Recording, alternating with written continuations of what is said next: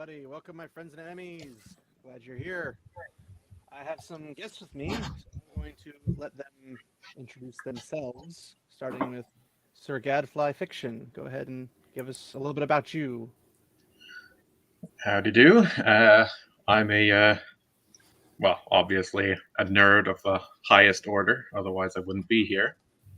But I'm a classicist and medievalist as well, so I've studied 3,000 odd years of human history across cultural, geographical, temporal, etc. differences. And I've got quite a few languages, so I like to think of myself as an aspiring mini Tolkien because I won't get to Tolkien, but that's the goal, right? Hey, but yeah, so that's who I am. Cool, wonderful. Is there do you have any work or presence on YouTube or anything, or? Not at the moment, but that's down the road. Just finishing my MA before I start rolling into that stuff. So. Wonderful. Sir Matt Unbearable, would you like to introduce yourself? Matt, my channel is Unbearable73 over on YouTube or Rumble, basically. I do fandom videos over there, on all sorts of. Well, I'm going good on all sorts of subjects, right? So. And as far as Tolkien goes, I guess I'm a Tolkien obsessed fan. That's the best way to put it. I wish I had the luxury to go back and get like an English lit degree or something, but unfortunately, life doesn't let you do everything you want to do. I know that. Yeah. Oh, cool. Sir Altarian, would you like to introduce yourself? Hi, I'm Altarian. Well, I'm not that. I'm not that specialized in fantasy as a whole. I read a lot, but I'm more close to a normie. I'm a theologian, or at least I have my bachelor's in theology, so I can comment on the religious aspects at least. There will be some of those. Exactly. And I have no presence on YouTube. But if you're interested in night pictures, I am on Instagram as Sir Hades.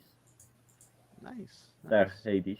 I mean, if you want to post a comment or something, or I can post a comment in the private chat or something, I can.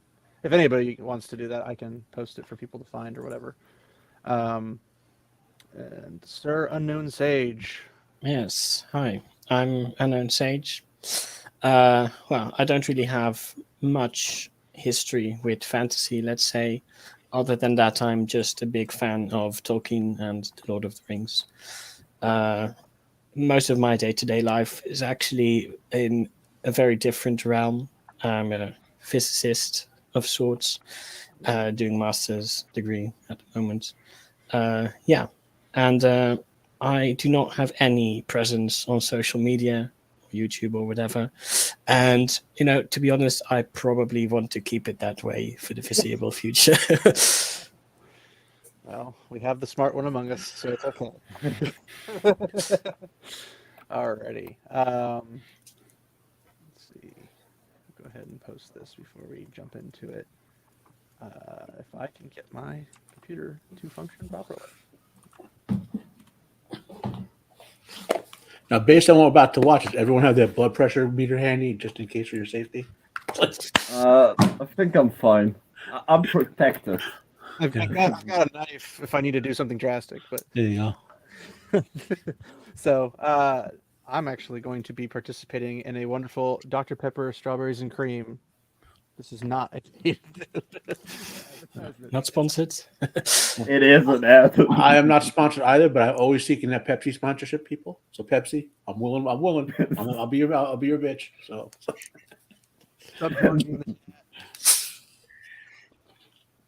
All right, let's get this terrible day on with, I suppose. Are you guys ready? Oh God, I see the title and I already know what I can predict at least 3 of them. 6 of the 3 of the reasons. There we go. Let me know if you guys can hear. Yeah, we already know it's going to be bad if it's cracked.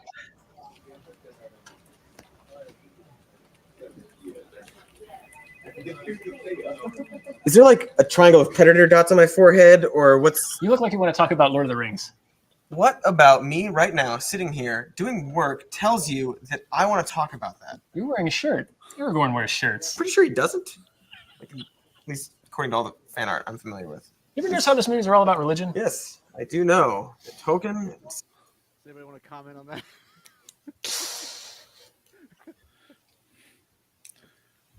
Well, it is true that if you see somebody, you know they want to talk about Tolkien. Well, okay, so that might be an in-joke reference in the fact that Tolkien was a devout Catholic, and his work in Lord of the Rings is compliant with his Catholic faith. In other words, it doesn't conflict with the morality or structure of his. That would be if they were intelligent to make that sort of deep in joke like that, that's what they're referring to. Well, I was thinking more of the all about religion part where per se. So we'll continue and it gets worse, don't worry. C.S. Lewis were devout Christians who put thinly veiled Christian themes in all of their works. Speaking of, I would love to get back to that thing. Work? What work? You're sitting over there drawing penises on hot dogs. I didn't think you could see that from there. Anyway, I'm not just rehashing. I'm talking about how Lord of the Rings deliberately and willfully takes a big old hobbit poop on every major religion except Christianity. How so? I'm at a loss right now. They'll get into it, but I wanted to see what you guys think about them actually taking taking a giant hobbit poop, as he says, on all of their major religions. Like, could you conceivably think of how that would happen? Well, my estimation would be because he doesn't directly include and incorporate those major religions into his work, then that's a tacit criticism of those religions from Tolkien. That's how I interpret these types of phrases. Yeah. This comes up in a lot of stuff where people include like for instance, Eru Yuvatar is Yahweh. Tolkien's letters basically state that outright. Like if someone includes, say, a religion in regardless of what the religion is, whether it's Islam or Catholicism or whatever, they'll immediately say, well, since you include that religion, you're saying that one's valid in your made-up story. That makes it more valid than, say, Islam is. So you're going against Islam, or you're going against Jainism, or whatever else you're saying. That if you read through the fan takes out there, that exists. It's like when in the Dresden Files, for example, you'll see God and the angels show up, right? But without understanding how he uses those characters, there's a big fan base. So wait a minute, this is a Christian book now. It's anti-Jewish, or it's anti whatever I am, But so that take exists among the fandoms for whatever reason. True. Well, let's see. I would probably guess that it's something to do with the people of Harad being the evil guys, sort of, in this setting. And one might, with some fantasy, equate those to Muslims, perhaps, because they live in the desert, right? Totally a Muslim. Although at the time this is occurring, those should be white people too. Like 6,000 years ago in Europe, it should be. The Haradrim, I always kind of struck me more close to like Indian almost, and then the Easterlings were always more like Asian to me. So it's not far enough east. Like if you look at the map Rome, of it, for example, I think is more like Persia. Yeah, and Harad is more North Africa. I think, at least. Could be mistaken. Well, I mean, just going by the map, so to speak, I've always interpreted Harad as kind of like where Turkey is. I think we're losing Ontarian. Hopefully It's that European choppiness. It's back, Well, no, I'm also European and I have no issues, so. There are no European excuses. All right. Well, I was thinking more like the kind of thing where it's like, oh, he's pooping on all the other religions. And I was like, but when I read Lord of the Rings, while he has his Catholic beliefs and stuff like that, I never saw, like, there weren't religions. We didn't have quote unquote high priests, a temple, sacrifices, all that kind of stuff. Like, it wasn't like religion focused. It was mythologically focused. Yeah, I think all of the religion is more put in symbolism rather than overtly being in the world as direct references, let's say. Well, people who aren't even religious can enjoy the content because it's not directly like, hey, these guys are worshippers of blank. Now we know they have things like worshippers of Morgoth and Melkor, and I mean, obviously there's some extent some Sauron, but it is never like religious in the way it's expressed, I guess. It's not in the way we mean it. Like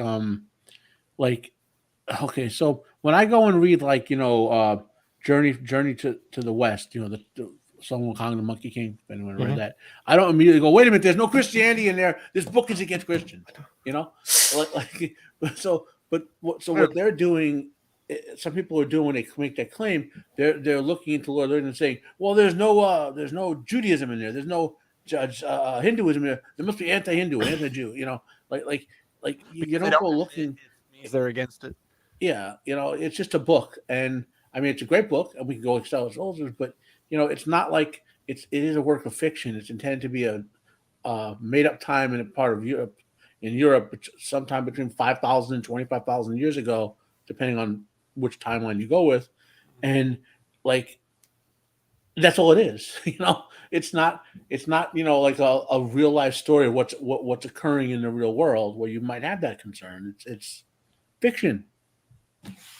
Tolkien mentions in one of the letters that Eru Ilúvatar is the never mentioned, ever present character within the Lord of the Rings, right? And so you can look at it in that context of the theological backdrop of the Lord of the Rings as Tolkien created them, has this entity which is comparable to the Abrahamic faith traditions, so Judaism, Islam, and Christianity, sitting above everything and overlooking everything. And that theological perspective, as opposed to the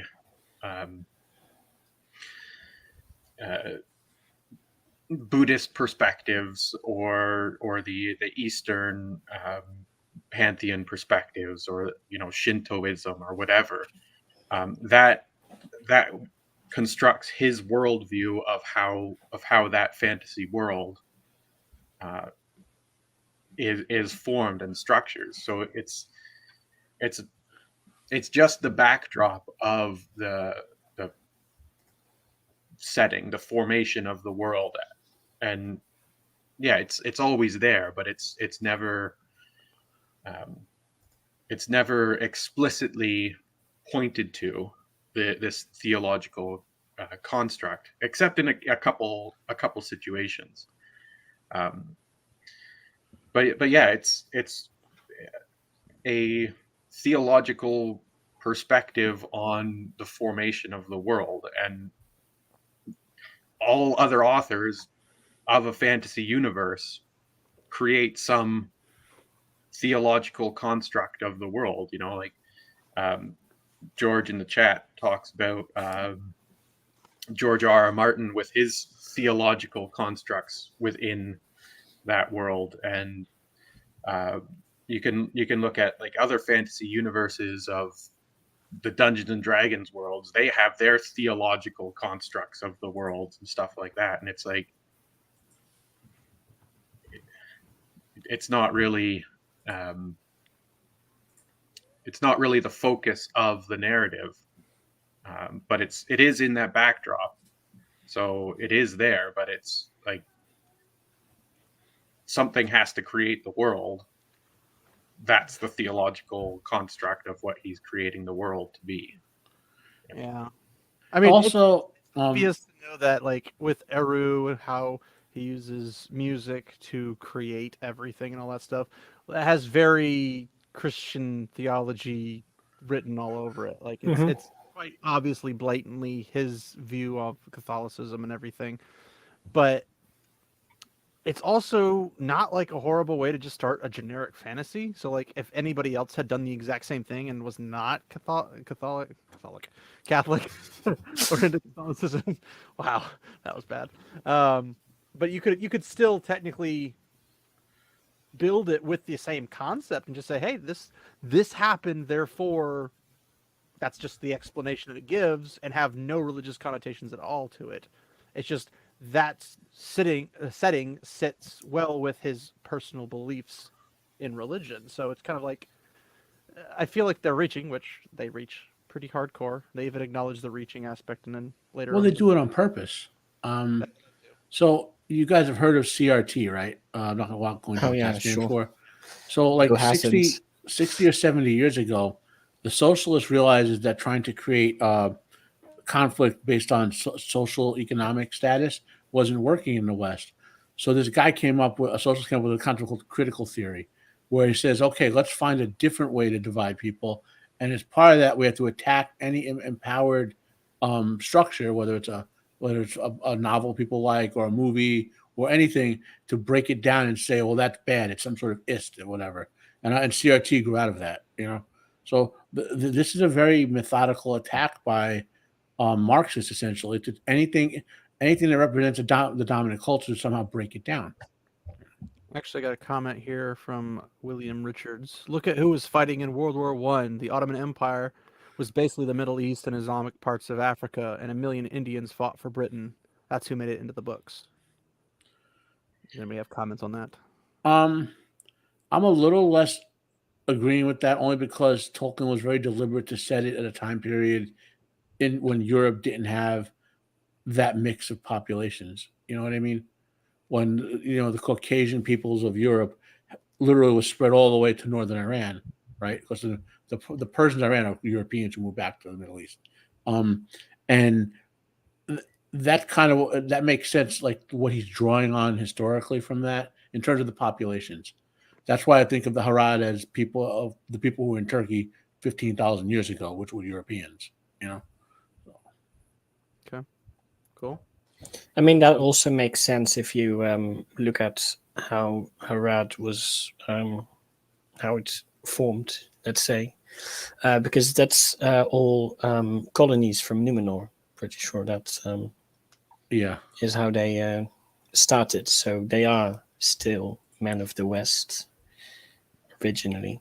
Well, if I recall correctly, in the Silmarillion, they had 3 major tribes of men, and then one, was it like Aldor or something? The blonde hair. Those 3 main tribes were specifically only the ones that came into Beleriand. They were the elf friends, the Edain. Yeah. Right? And so you had 3. One goes and kind of eventually becomes the Rohirrim side of things. One goes and kind of becomes the Gondorian, Numenorian side, and then the other one was the one who switched sides in the middle of the big bad battle. And they kind of, I believe, were kind of the ones who went more east and did the corruption. No. The humans who follow Morgoth weren't in those 3 groups. Yeah, they came from the east after the first. If you this is actually a great website. I wish they would have finished it. It's a map site. It would use Google Maps to make Tolkien's maps, so to speak. But you can actually see like what territories, if you zoom out, like what Morgoth and Melkor were actually working with, and how vast those lands were, all the people they had. If you zoom around on that map, Well, the other thing to note is that those lands that were controlled by Morgoth and Sauron in those different times were not universally supportive of those entities, right? Like within the East and the Easterlings, there were factions that were fighting against the control of Sauron within the time of the Lord of the Rings, right? Yeah. So they weren't all bad. It was just the heavier government of the local area was the one kind of supporting Sauron, while they had their own insurrectionists trying to counter that. Yeah, so you can look at it as more of a tyranny over people and fighting against tyranny than anything else. Are you implying that governments drag their citizens into wars they don't want to? What? I'm not suggesting anything.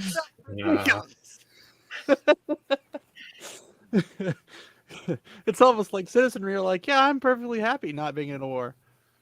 Yeah. Arturian, don't worry about the internet thing. Like, I mean, it happens. Don't worry about it. Did you have any comments on this stuff yet, Arturian, or did you get to miss all that? Or I missed out on it. What you guys said. I'm sorry. oh yeah, it's fine. We were just talking about whether or not Tolkien's work is based on like religion, like all. It's basically filled with just religion stuff. Yeah, but it is like you.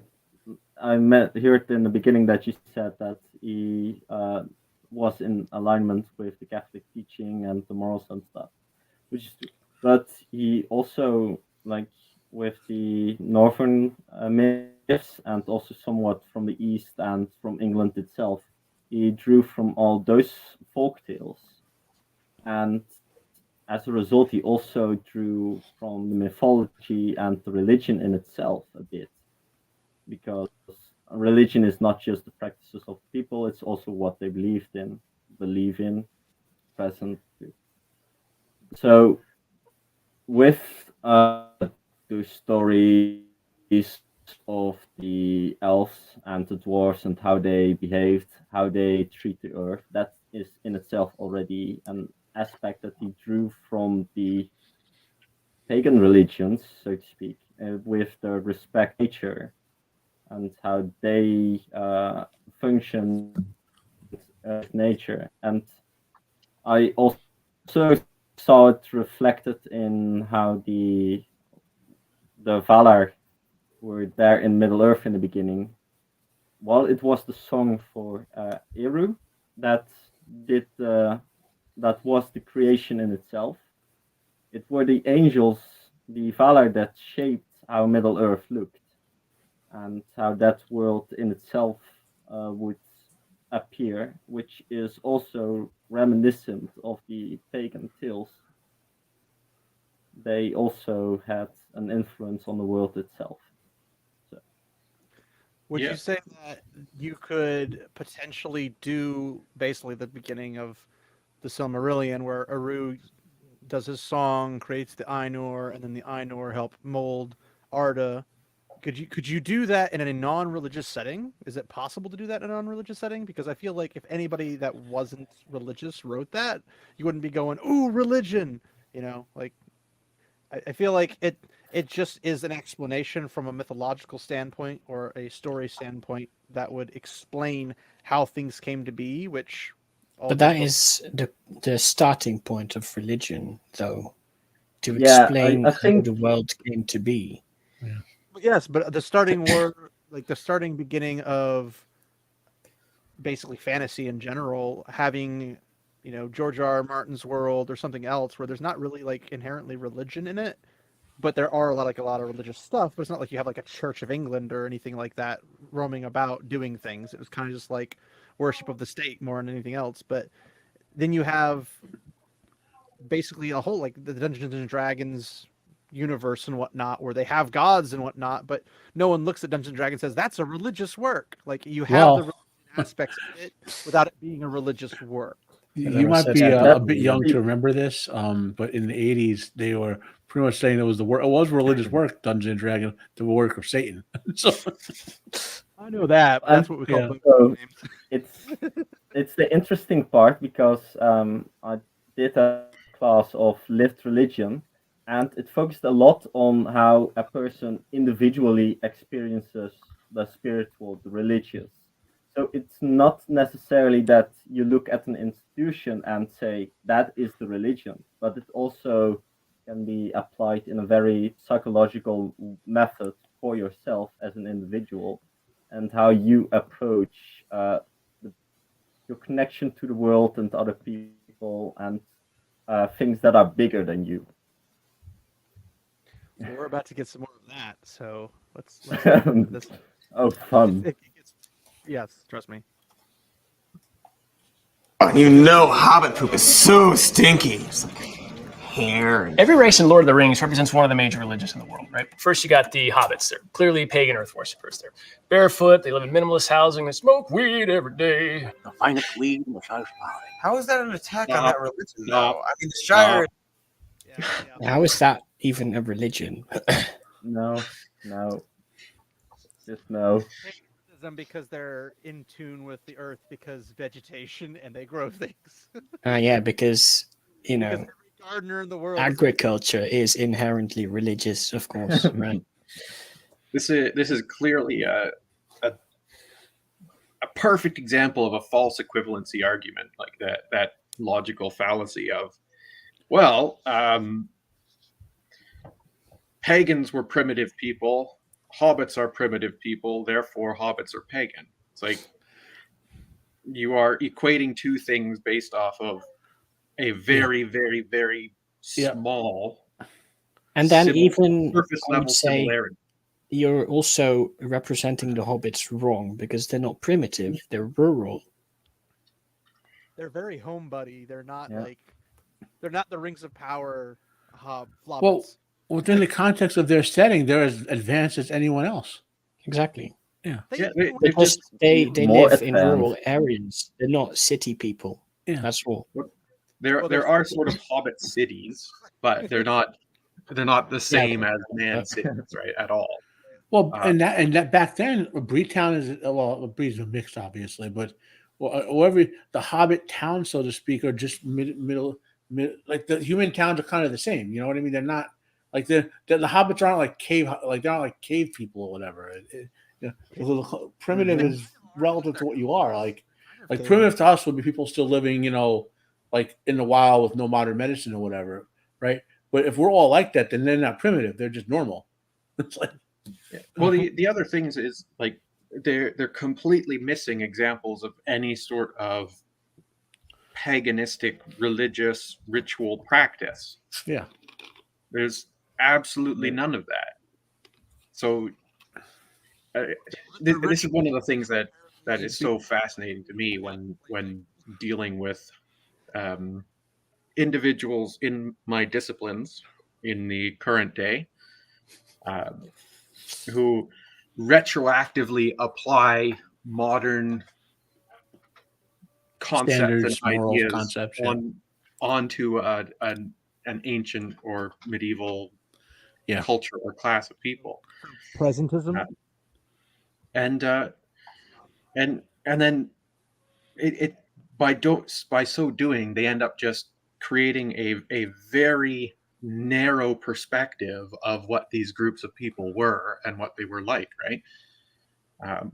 And they're completely unable to separate any aspects of a society. And so there's this idea, which is in a lot of ways accurate, but also not, that ancient cultures were religion and daily life were completely mixed. And to an extent, yes, that is true, but also to an extent, no. Because they were mixed in the sense that their understanding of the world around them was based off of their religious viewpoints. But when you talk about religiosity, you're talking about the cult practices, the ritual practices, and the structure of that religious organization. And so these hobbits, based on Tolkien's world, would be worshippers of Eru Iluvatar and maybe the Valar as a step below. But it's because they don't have any sort of inherent structure or religious caste or anything like that. You don't see it, that aspect of it. So how can they be considered pagan, right? If the entire concept of the Lord of the Rings is a Catholic construct. It would be a little strange for Tolkien himself to be like, here's my favorite people group, the pagans. Yeah. Yes. Well, even very proper. Even like I've had this pet peeve with implications since I was a teenager. I would get into arguments with my teachers about them. I'm like, authors can directly indicate something, but they can't actually imply anything because implications are solely in the mind of the reader.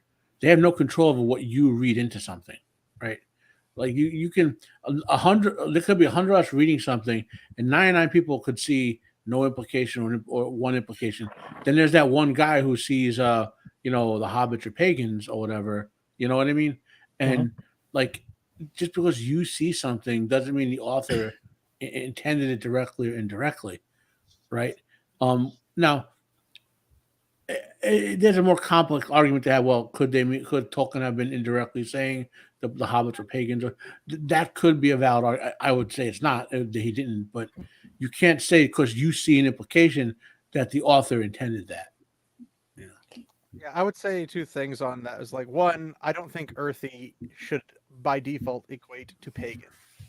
Agreed. Yes. They're not the only ones who Well, enjoy the earth. So what does that say about the person making? That's the point of it. What does that say about the person seeing that? Just like they're really hooked on seeing what they want to see wherever they see it. Yeah, I mean it's beyond the scope of the topic, but anytime a certain group of people of certain political alignment say certain things about certain people, what are they really saying about the people? We have to stick to rings of power and diversity. What are they saying about the source culture of all the people being race swapped out when it says, well, their original culture isn't good enough to make a TV show about, so we have to take this other cultures thing, I really wish that Tolkien had actually written about all this stuff,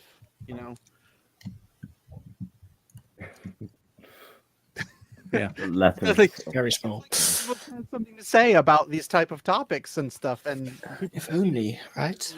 Yeah. Does anybody else have any comments on this before we move on, or no? Not really. Well, other than that, I do not see anything pagan in this. No comments, really. Your implications say.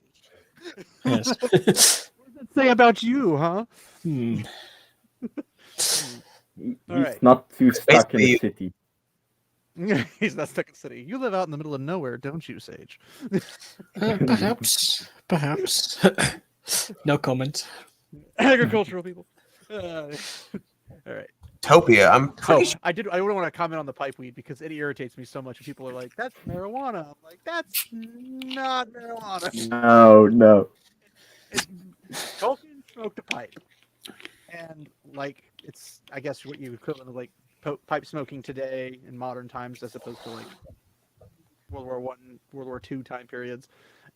It'd be more like cigarettes rather than marijuana. Well, but it's the all natural method. People who are into pipe smoking, they talk about these different weeds and whatever. They take it very seriously. You know what I mean? It's not like they're just $2 cigarettes or whatever. I mean, you get if you read the Unfinished Tales in particular, when Saruman is he gets hooked on the pipe weed, so from the Shire. It's is that really why Gandalf is going there because of the awesome pipe weed? Well, it's I can understand if somebody who's. I mean, they do have the best, I hear. Yeah, they do the finest pipe weed in the South Farthing. They do from way it's basically shown is that if you're a connoisseur of pipe smoking and you always had to use the right leaves, you had to crush them in so you could light it, smoke it, and all that stuff. You'd want the best flavor. You'd want the best type. It's almost like wine, where it's it's a fine wine. The older it is, it tastes better. It ages well, and you'd look for that kind of stuff because it's not that they're just taking grass, ripping it up, and shoving it. It had to be tried out. It had to be properly taken care of, and then it has flavor built into it, and that's what you'd be enjoying. And obviously, if Gandalf finds the best kind around, why would he not constantly go back to refill? Doesn't make any sense. But I just wanted to put that out there because it irritates me every time because it's always in Tolkien communities. Oh, it's weed, and I'm like, that's not the kind of weed. Yeah. Well, people used hemp for rope and fabric, and so why would you smoke the material that you need for it's tobacco. Daily life stuff.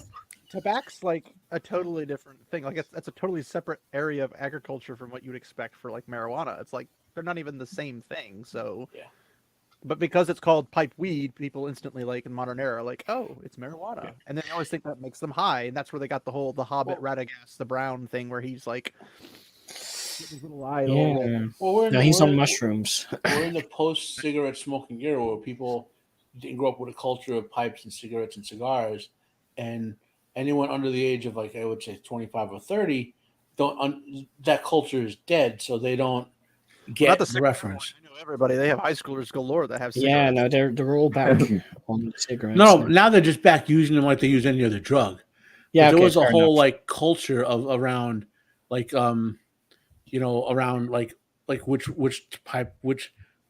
pipe weed, so to speak, that you use, or it's which more cigar like, you smoked, or Well, you more could like judge a whiskey culture or Yeah, a Scotch yeah, culture as an than example. a drinking culture. yeah. And you'd be like, I'm going to judge you based off of what you use because it smells Yeah. good or it tastes good or whatever, Yeah. or it doesn't, and I'm going to judge you based off of that. So Yep. you were like, I want to be the high class, so I'm going to use the best stuff. That's like why Yes. Cuban High. cigars are That's super right.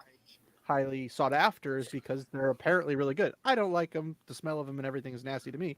But if somebody likes the smell of them, they're going to go for the best thing that smells the best, just like you would for whiskey, bourbon, Yep. wine, anything like that. It's like a tasting thing. And you were like, I'm the higher class because I have the best stuff. So, A good example of that in a different series of books is in The Song of Ice and Fire, when they're in the Slaver's Bay or whatever. Somebody keeps on mentioning how the wine from that area is atrocious, and it's not like the good Arbor wine or whatever from Westeros, and it's like, it's part of that Epicurean lifestyle of enjoying good things, but not too much, because Remember as in soon as you have too much, then you're not enjoying it anymore. Remember in Game of Thrones when Arya finishes off the fray, she gets him to the big feast. She goes, none of that Dornish swill for you, Gold. I'm breaking out the Arbor Gold for our celebratory feast. I remember that. That's the one line I remember most from that thing.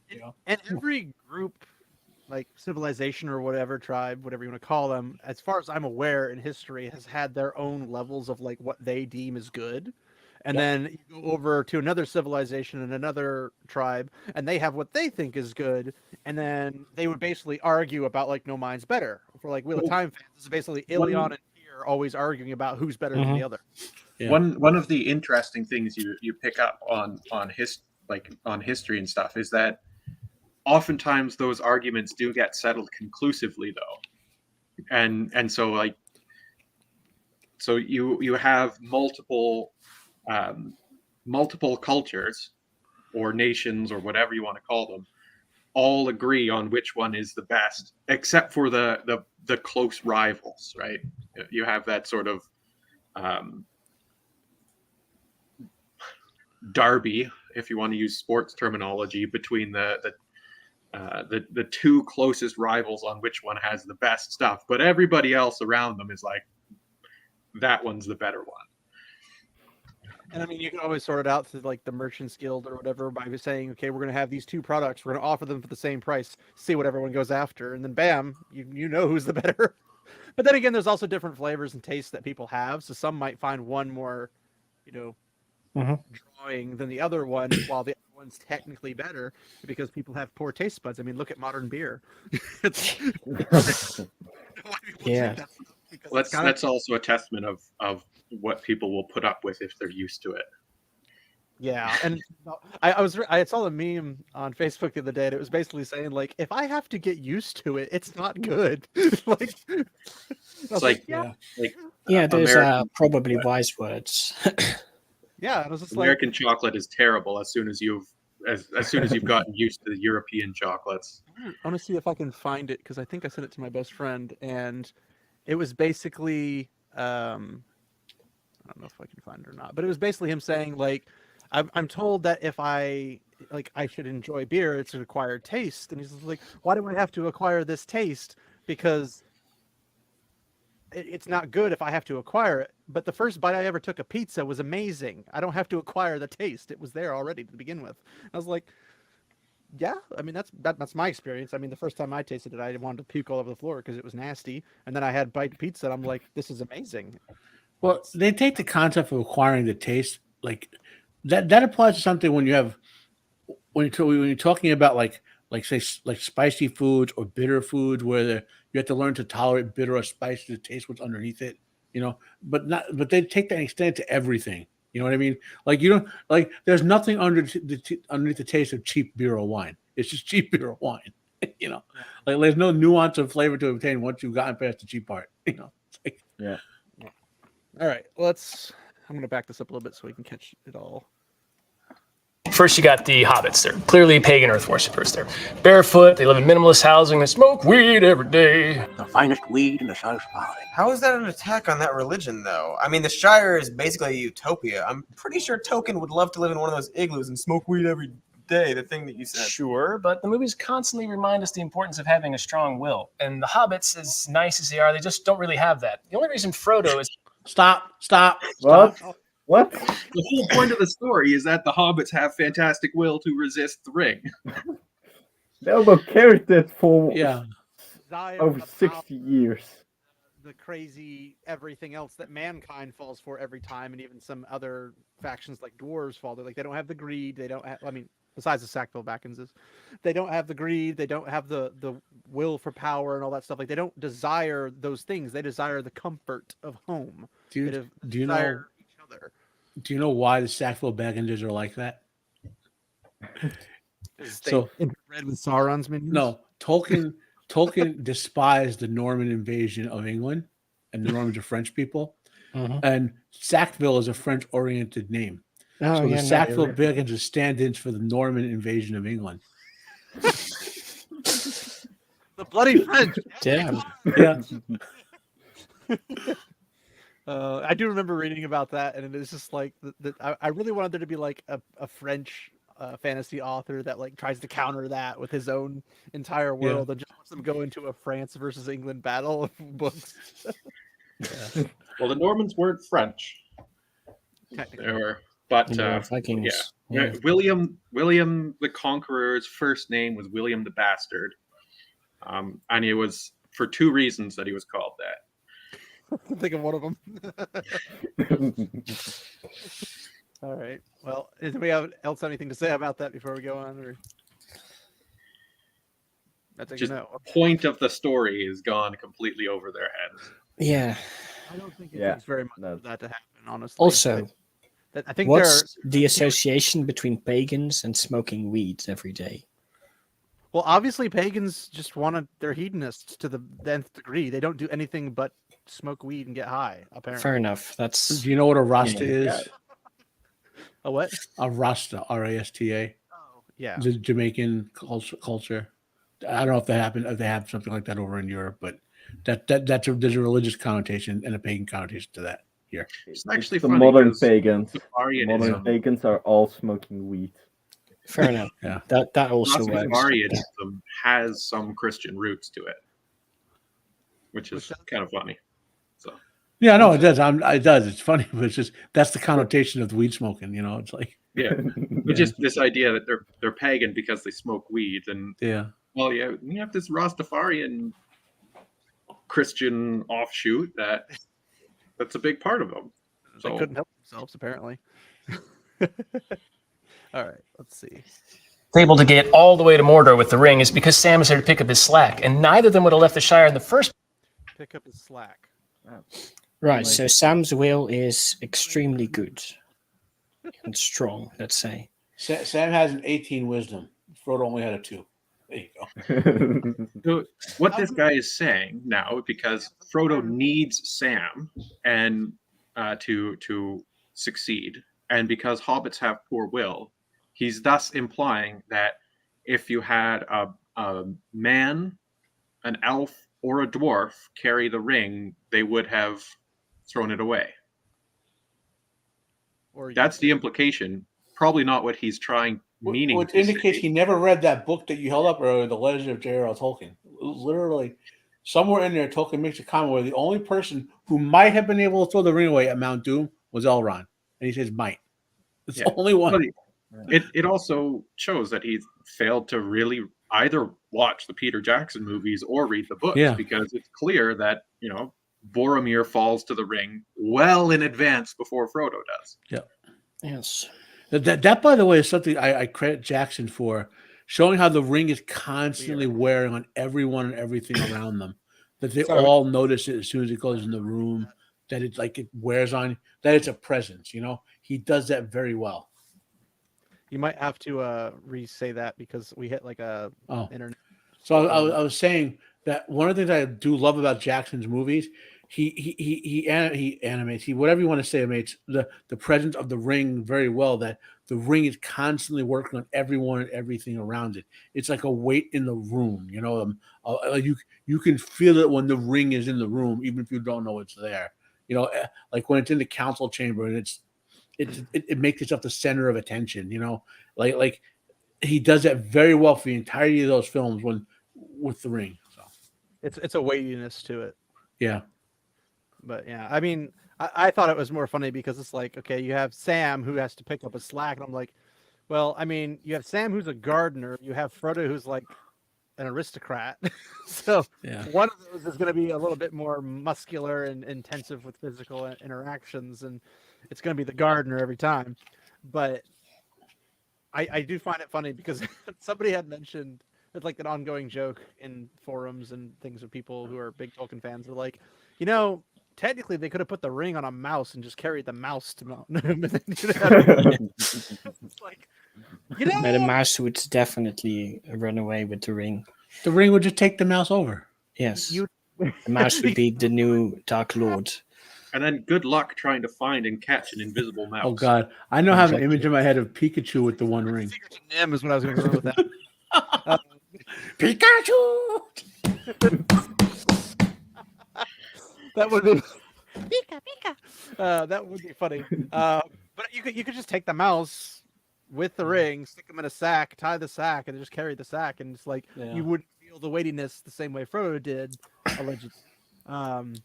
But I think that the problem with that would be that you'd still be drawn to the ring, and you'd still be wanting to get your hands on it. Because Boromir didn't have the ring; he had somebody else at the ring, and he still felt that urge to get the ring because it was still calling out for people. So probably carrying the ring, even if it's technically already on the mouse, you still carry it. So probably would still affect you. Maybe, I don't know.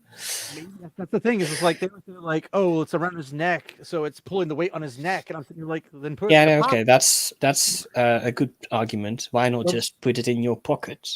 It's not the physical weight of the ring though. That's the issue. It's the spiritual draining. Yeah. Of Frodo, right? Like it's sapping his life force, not trying to pull his head off.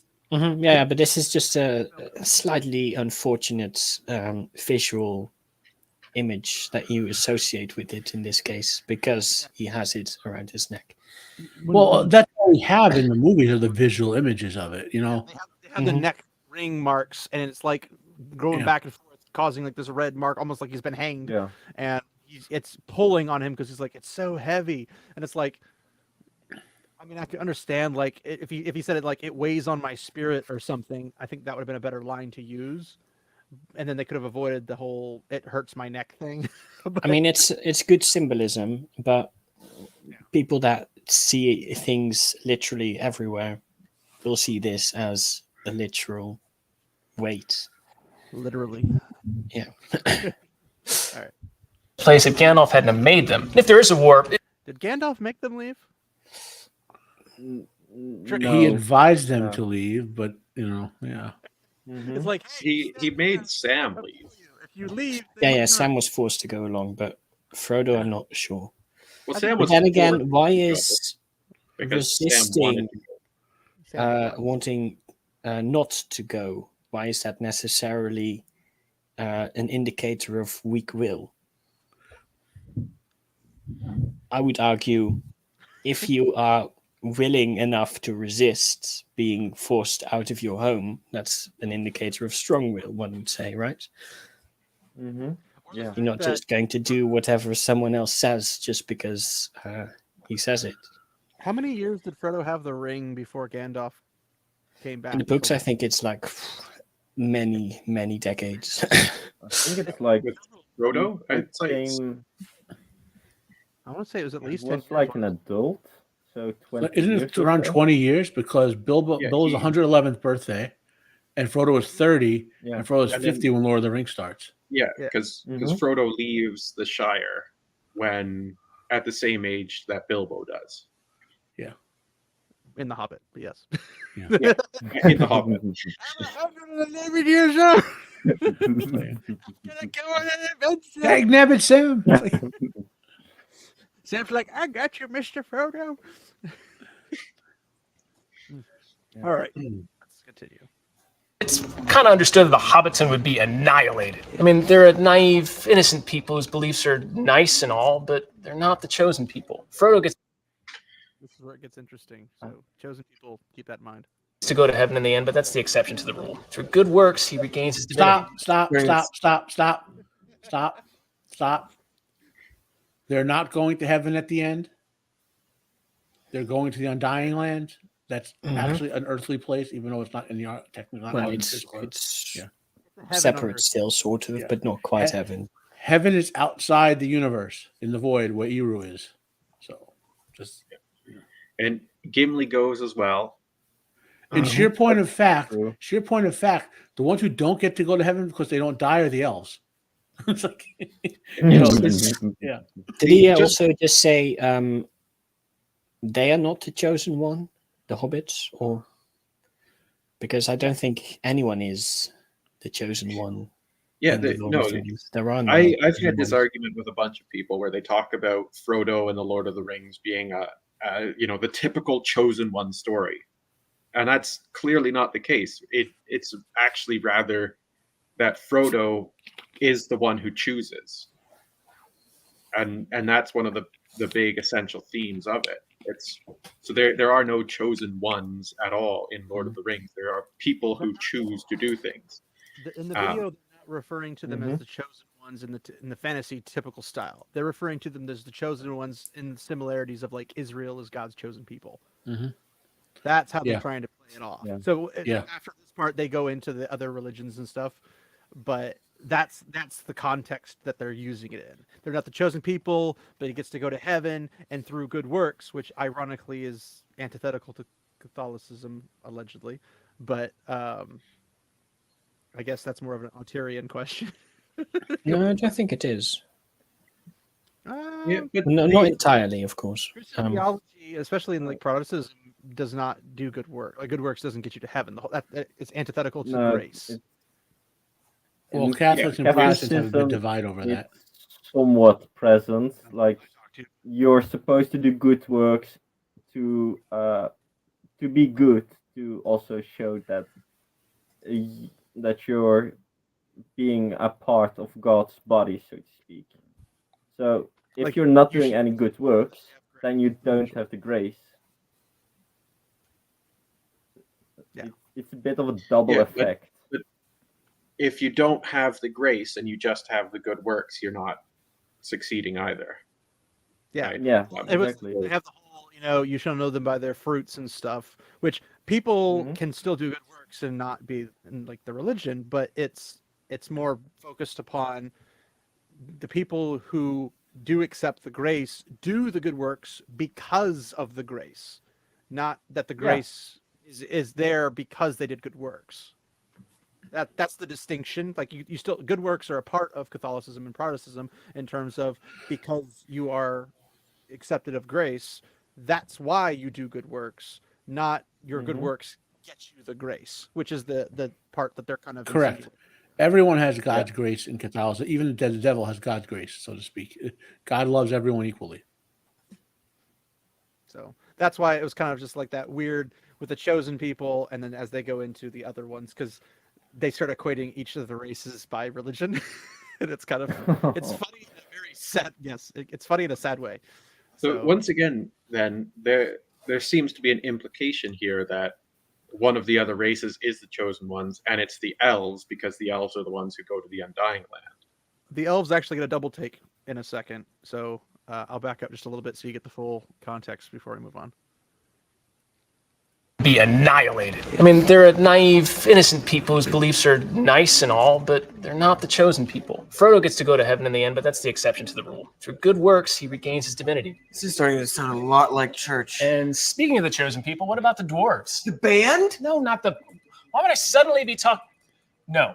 The dwarves in Lord of the Rings, they're like anti-Semitic caricature of the Jewish people. They're short, hairy, gold-loving giant noses with legs who were chased out of their sacred homeland because their avarice made them dig too deep. They're like little Nazi flashcards, at least the ones that managed to survive the mass extermination of dwarves that happened.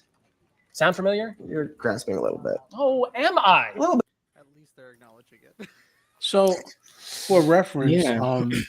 all of the well, not all obviously, but predominant peoples of the Lord of the Rings are based on Northwestern Europeans who are white people, like they're white Germanic peoples. Like there's no, you know, there weren't. Tolkien wasn't saying 20,000 years ago I'm making up a tribe of Jewish people who live in Northwest Europe. He didn't. You know. Yeah, no. And also, I think the whole. I mean, this is mostly a movie thing. The dwarves aren't actually that much greedy above the other races. I mean, in the books, they're more. Well, you don't really see much of them other than Gimli.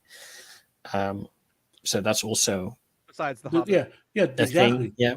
The dwarves aren't greedy in the sense of wealth. They're greedy in the sense that they want pretty shiny things to make stuff with. Mm-hmm. They like They are craftsmen. They just want to make stuff, and they like to make things of gold and silver. The only greed they have is when they get one of those 7 rings. Their greed is the one side effect that they get that otherwise they resist pretty much the influence of the rings because Aule made them strong. Well, the Resisting one example we have in Tolkien's books of the greed of the dwarf is the Arkenstone in The Hobbit, where Thorin is possessed by the need to have the Arkenstone, but that's the Arkenstone influencing Thorin to covet it rather than Thorin truly coveting the Arkenstone. He wants it for a lot of different reasons as well, because of the it's sort of that was sort of the jewel and the symbol of his people's ultimate success and their demise as well. Well, he doesn't want to because it was $1 billion gold. Symbol of the king as well of the those It was specific the dwarves. kind of thing where I have this, therefore I have the right to rule over all the dwarven clans, and then everyone recognizes whoever has it because everyone recognizes it as the king's jewel. So it plays a very valuable role in dwarvish society, which is a good way to have it. But I don't think, like I think it was Matt was saying, that it's not because it's worth billions and billions of gold, because he's got billions and billions of gold. He doesn't need that gold. It's because it has other implications related to the dwarvish culture. Yeah. But actually there is a part that they will kind of bring up here in a second, that in the letters of J.R.R. Tolkien, he's asked about the Jewish people, and he does make a mention of them as part of his Legendarium, but they take it out of context. So I was going to read that as soon as they get to that part. But I mean, there is one other instance where dwarven greed maybe is readable, and that's when they go to war with the elves of I think Doriath for the Nauglamir, which was a necklace they made for the king there. I'm not sure if it's got a Silmaril in it. no. Probably not, no. But maybe another thing they made was with the Silmaril. At the time that they did that, I believe Morgoth still had all 3 Silmarils. And then, of course, Baron's Quest happens after. Doesn't Baron's Quest happen after that? I'm not entirely sure, actually. Because I'm pretty sure the Silmaril, one of them was made into a necklace and given to a Luthien. That's the one for Baron's Quest, because Thingol wanted he didn't want her to marry him basically. So he said, "I'll make the most ridiculous quest possible." You know, Yes. like you have to get a silver off of Morgoth's crown to marry my daughter. You know, and And he actually succeeded. yeah, Yes. which is how Galadriel's brother actually died.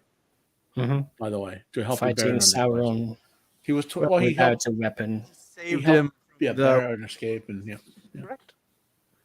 I believe it was the werewolves because he was Yeah, freaking- Sauron transformed into a werewolf and fought Galadriel's brother. I forget exactly what his name is. I want to say Finrod. but- Fingon. Fingon. Okay, yeah, Fingon. I'm not entirely sure, but he actually fought came him out to of a standstill, let's say, barehanded. So good on him. that's a beast of a guy right there. Yeah. But I don't know if you guys caught the extermination of the dwarves, where they're referencing Durin's Bane and Khazad-dûm as like all dwarves. And I'm like, that's a very small percentage of dwarves compared Right, to because no dwarves live in the Blue Mountains, right? Or the Iron Hills the Iron Hills, yeah, or in the Lonely Erebor after reclaiming it. Wait a minute. They just don't exist anywhere. They don't exist. Yeah. How Let's go strange. here. Or That even dwarvish language that Tolkien made up is based on an ancient Jewish tongue. It's a direct quote from Tolkien. I do think of the Now, this is what I was trying to find out because I have obviously the letters right here, and I was trying to find the page that he mentions this so I could read the whole thing in context. All right, from a letter to Naomi Mitchison, December 8th, 1955.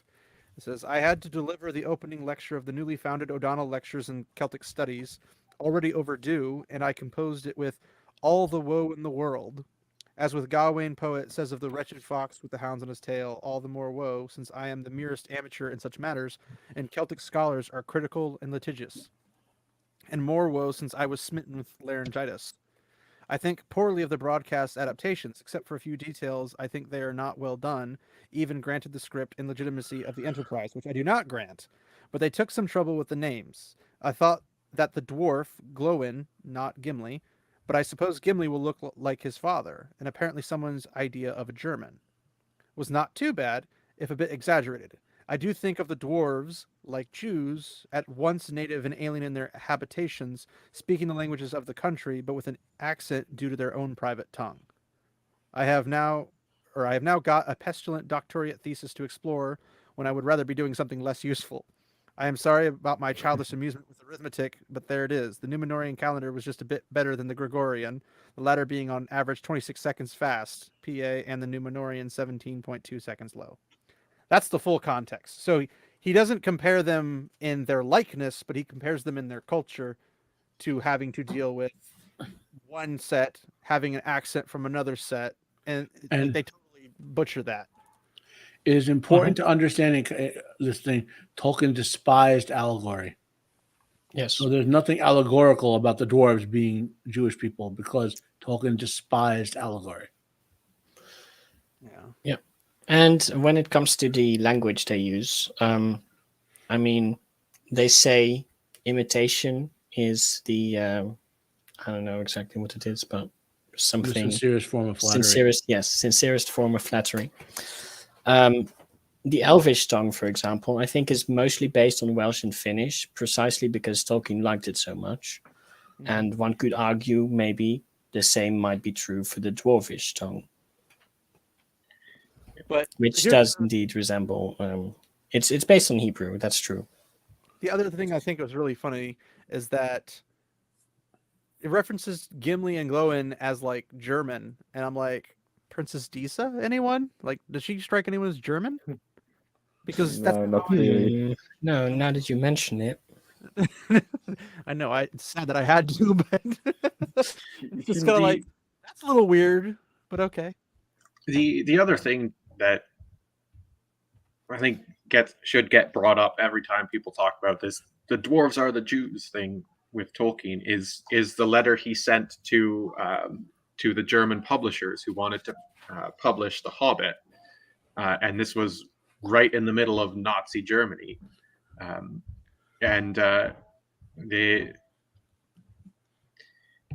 they wanted to figure out if he was Jewish, because if he was, then they weren't going to publish it. And so his response was, I'll try to quote as exactly as I can out of memory, but it's like, if you are inquiring whether I am of that most noble of races, viz. The Jews, then I sadly confess I am not, and yada yada yada. And then he went on to specifically choose not to have The Hobbit published in Germany because of that. It's very well-known quotes. Yeah, but it's apparently not well known enough for them to actually do minor research on. Well, almost all the dwarvish names come out directly out of the Poetic Edda. Mhm. Yeah. They're all Nordic. Yep. Those are not their real names, though. So it's just the names they give to strangers because their real names are too secret. Yeah. Let's say we only know, I think, 3. All right. End of quote. Full context. Okay. Full context. No, not context. There was no context. The only context that was there is that they have no context. That's the context. Full context left out. There you go. Finish the sentence for him. Full sentence, not filled. I concede you have some sort of point there, but like, what about Muslims and Hindus? 2 of the biggest religions on the planet, and I don't recall seeing The Easterlings. That's a made-up word. You made that word The up. Easterlings, I dark said skinned it. giant elephants. They look like evil dervishes. Oh yeah. They're like racist police sketch of anyone living in the Middle East or India. They're technologically advanced, but they're in cahoots with the wrong god, so they can't be trusted. Okay, but no, like racist white Christian thinks that Muslims have all the technology. The stereotypical evil Muslim has like a long beard and lives in a cave.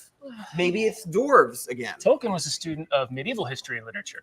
And if Robin Hood, Prince of Thieves taught me anything, Doubt it did. it's the Muslims during the Crusades had things like math and telescopes that just confounded all the white people. How did your uneducated kind ever take Jerusalem? Tolkien's version of Muslims have a bunch of really awesome shit, but their souls are still corrupted. Who are the Christians then? Human.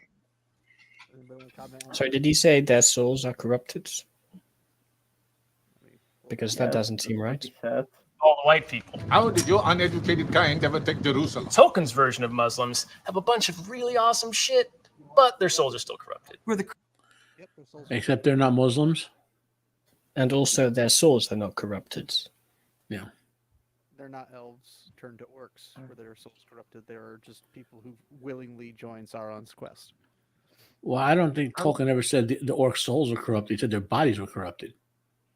Well, they were corrupted. They became evil entirely. Like they are no longer anything but pure evil. Well, that we had a discussion before. Tolkien wasn't happy with that, like, interpretation. Well, that's the current, what is currently said in the Silmarillion and all of his works as of now. Maybe he had intentions to change it, or whatever, but that's as of now, is as it stands, the way it's portrayed in his works as a consistent to current Legendarium status. I mean, I wouldn't say it's definitely in there, maybe implied, but then we come to the point of implications again. Yeah. Oh, you can delve too deep and go into the histories of Middle Earth. I remember vaguely looking up this because I had a fight with some of my friends in a Lord of the Rings D&D campaign we were doing like a couple shots of, and killing orcs apparently was bad, according to the system that we were playing, which gave you like shadow points for doing evil things, and if you killed a captured orc you got shadow points, and I was like, but they're inherently like evil as they're described and instituted in that game and in the Tolkien Legendarium, up to the point that, again, not what he intended to change but what he had in place at the time. And there aren't good orcs. Well, there's never been a good orc. There's never been portrayed as a good orc. So how that happens to like be where, if it was just a physical entity, they could have technically just left. Like they were bound to Morgoth and Sauron per. Well, yeah, they were corrupted Where to the would point they where they go had no will to escape Morgoth or Sauron's dominion. And That's- also, the elves and men probably aren't really that accepting. Back in Let's the say. Back in the day, we used to call the orc baby conundrum. Like when you conquer the orc village, what do you do with the orc babies and children and pregnant women? Like because the book says chaotic evil, right? So that means the babies are chaotic evil too. I mean, you just leave them there. I mean, so the next group of have to clear them out in 10 more years. The movies fix that sort of by making them come out of the ground. Yeah. Yes. Just I got all holes in the ground. Wait. Yeah. Oh, wait a Little moment. mud That's wound. dwarfed. Arturian, did you have something to say on this? Because I know you were trying to say something. I was a bit stuck on them saying that the entirety of the south and east is corrupted, because a couple of weeks ago I was already corrected in the White Cloaks Discord that the Blue Wizards went east. Apparently they did not fall. Instead, they were successful in harming Sauron's plans with the eastern people and helped the local people rebel against Sauron. So we already know, at least from these sources like the letters, that the eastern people are at least somewhat good people, that there are good people there. And I remember, I might be mistaken, but I remember reading the Silmarillion or the appendices, and the south was also The Harad, yeah. Umbar and such. There was also a divided area. You couldn't say, oh, they were good or evil. They were just humans. Mhm. Well, Yeah, Southern maybe- Harad is also a Numenorian colony, so there is ambiguity in men because they can't be both good and evil in the same culture. You have, for example, Grima Wormtongue is a human. He's evil. Yeah. He lives in Rohan, and there are good people in Rohan as well. So you can't say the entire culture is good or the entire culture is evil just because there are bad people or good people within it. Yeah. Yeah. Like they're not like corrupted down to the core as an entire civilization like orcs would be. They're like, hey, we have somebody in Faramir touches upon this where he's just like, do these guys even want to be here, or are they just following orders essentially? It's like most of them, like even in like Nazi Germany, I don't think every single soldier in the Nazi Germany army was like, yeah, I'm gonna go kill some Jews or I'm gonna go kill everybody. Like they were like, I No, want the my country to succeed, but I don't like they all weren't just like, yeah, let's go just murder people. if you read up on it, the German Nazi command made efforts to keep what was going on from the regular soldiers. Like as far as most of the regular soldiers knew, they were just conquering like World War One. Yeah. And Yeah. in the Conquer- Netherlands, haven't- the So go ahead, Arthurian. in the Netherlands, the trains were quite luxurious in the first batches for the Jews, so they didn't know they were going to a concentration camp. They just thought they were getting a vacation. Yes. It was quite insidious. It's like you're going on vacation whether you like it or not. Nothing you see. Yeah, that's not suspicious at all. Why would people be like, maybe we should just try to sneak past the Germans? That'd be a good idea. Why would you do that? Free paid vacation. Why would you try to run away from that? You know? But do you remember? You guys know about that Hitler Discovers series of YouTube videos? You guys ever see that? I can't say. They I take have. that Hitler scene from Downfall and put English text over it to says like, and Hitler discovers whatever. Like Hitler discovers Chuck Norris is coming for him. Hitler discovers. Yeah, I know those. Yeah. Oh, So there's one called Hitler discovers that his men are killing the Jews. and he goes, the trenders go, I said protect the Jews, not incinerate the Jews. But then they make it still be anti-Semitic by saying we need the Jewish money to rebuild Germany. It's like, the point of the parody of that notion, like of how they tried to actually hide the Holocaust until they couldn't, So Yeah. All right, let's continue. Christians then. Humans? No. Wrong. The humans are atheists or agnostics. Basically, all the people who stopped going to church. Because when they show up, that's when all the magic in Middle Earth starts to disappear, because all the world of man cares about is building kingdoms or industry or things you can touch with your hand. But they lost their spirituality. That's why the elves jump on their boats and bounce the fuck out of there. Jimmy rolling. The elves, the Christians. So, I mean, I would say stop it right there, because that's not why the elves are bouncing the F out of there.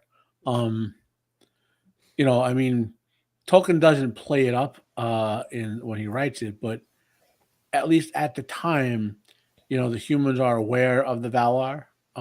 Maybe not all of them. A lot, probably. Again, he doesn't go. You don't see a lot of this. Like he doesn't write up religion like what every human tribe is doing, so to speak. I think he grounds it in, the real world, like tribalism of the time. Like some humans retained, like the Edain, knew about the Valar and Eru and probably still worshipped him, but others had just defaulted to tribalism and, the state of tribalism that existed when Jesus came, basically. I mean, maybe a part here is also the fact that the Valar are sort of the embodiment of the natural world. And so one could say the good side, let's say, in the Lord of the Rings, is all opposed to the evil industrialist side of Mordor and Isengard? Yes, Isengard.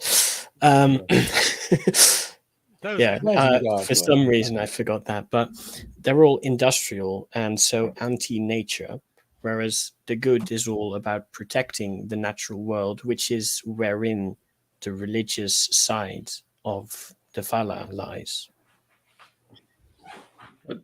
I just want to mention two things as well here. The guide says the magic is leaving Middle Earth. And that's one of those things that is very particular. Tolkien, once again, despised this idea of magic in The Lord of the Rings as people now kind of determine the concept of magic to be, the casting of spells and yada, yada, yada. The power that the Valar, the Maiar, and the elves had was of imposing their will, their spiritual will on the world around them, which was a distinct difference to the concept of magic. So it wasn't that magic was leaving, it's that the most spiritual entities, the elves, were leaving Middle Earth because their time was coming up. The allotted time for the elves to have their purpose on Arda was coming to pass, and it was then going to move on to being the time of men, for the time of men to be in the ascendancy, right? It wasn't the elves were leaving because men were becoming dominant. It was the men were becoming dominant because the elves were leaving. Yeah.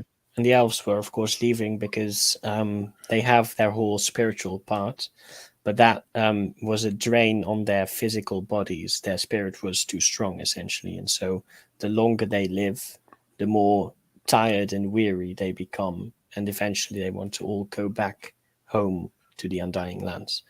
Or make the trip to begin with, depending on the elf. Sure. Yeah. There are also the wood elves, of course, of Mirkwood. I think those are primarily added to that, like of the ones who left behind.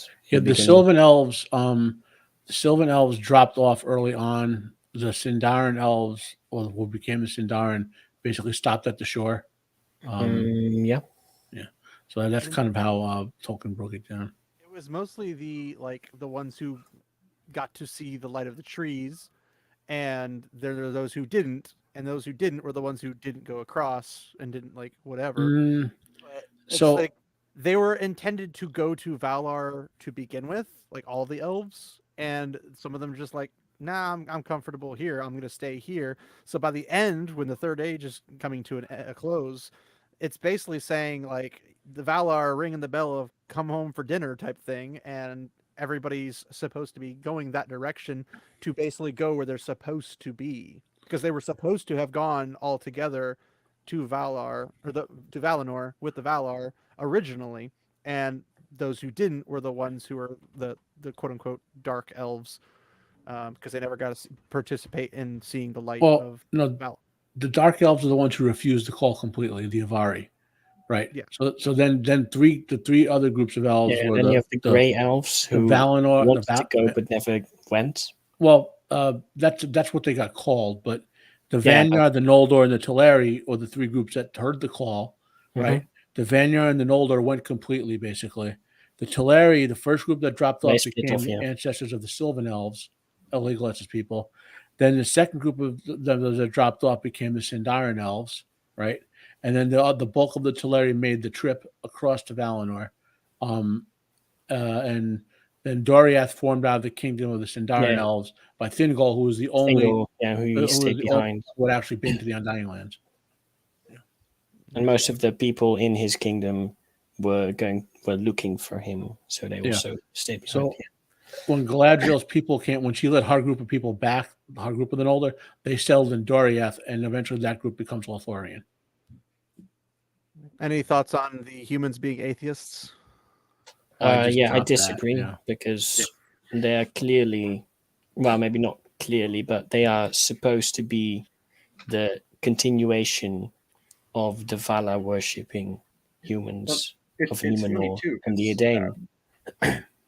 There are 3 examples of prophecy, if I remember correctly, in Lord of the Rings.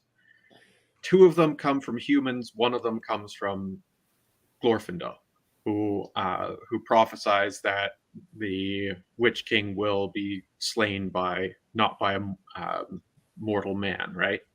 We all know how that ends up. No man am I, says our. But the other 2 are prophecies that humans provide, and one of them is an old lady who prophesies about the return of Aragorn to Gondor, essentially, and the restructuring of that ancient kingdom in the line of Isildur. And then the third one is I don't remember where it is off the top of my head, but it's a prophecy about the destruction of the ring. But those are the only 3 examples of prophecy within Lord of the Rings, and 2 of them come from humans.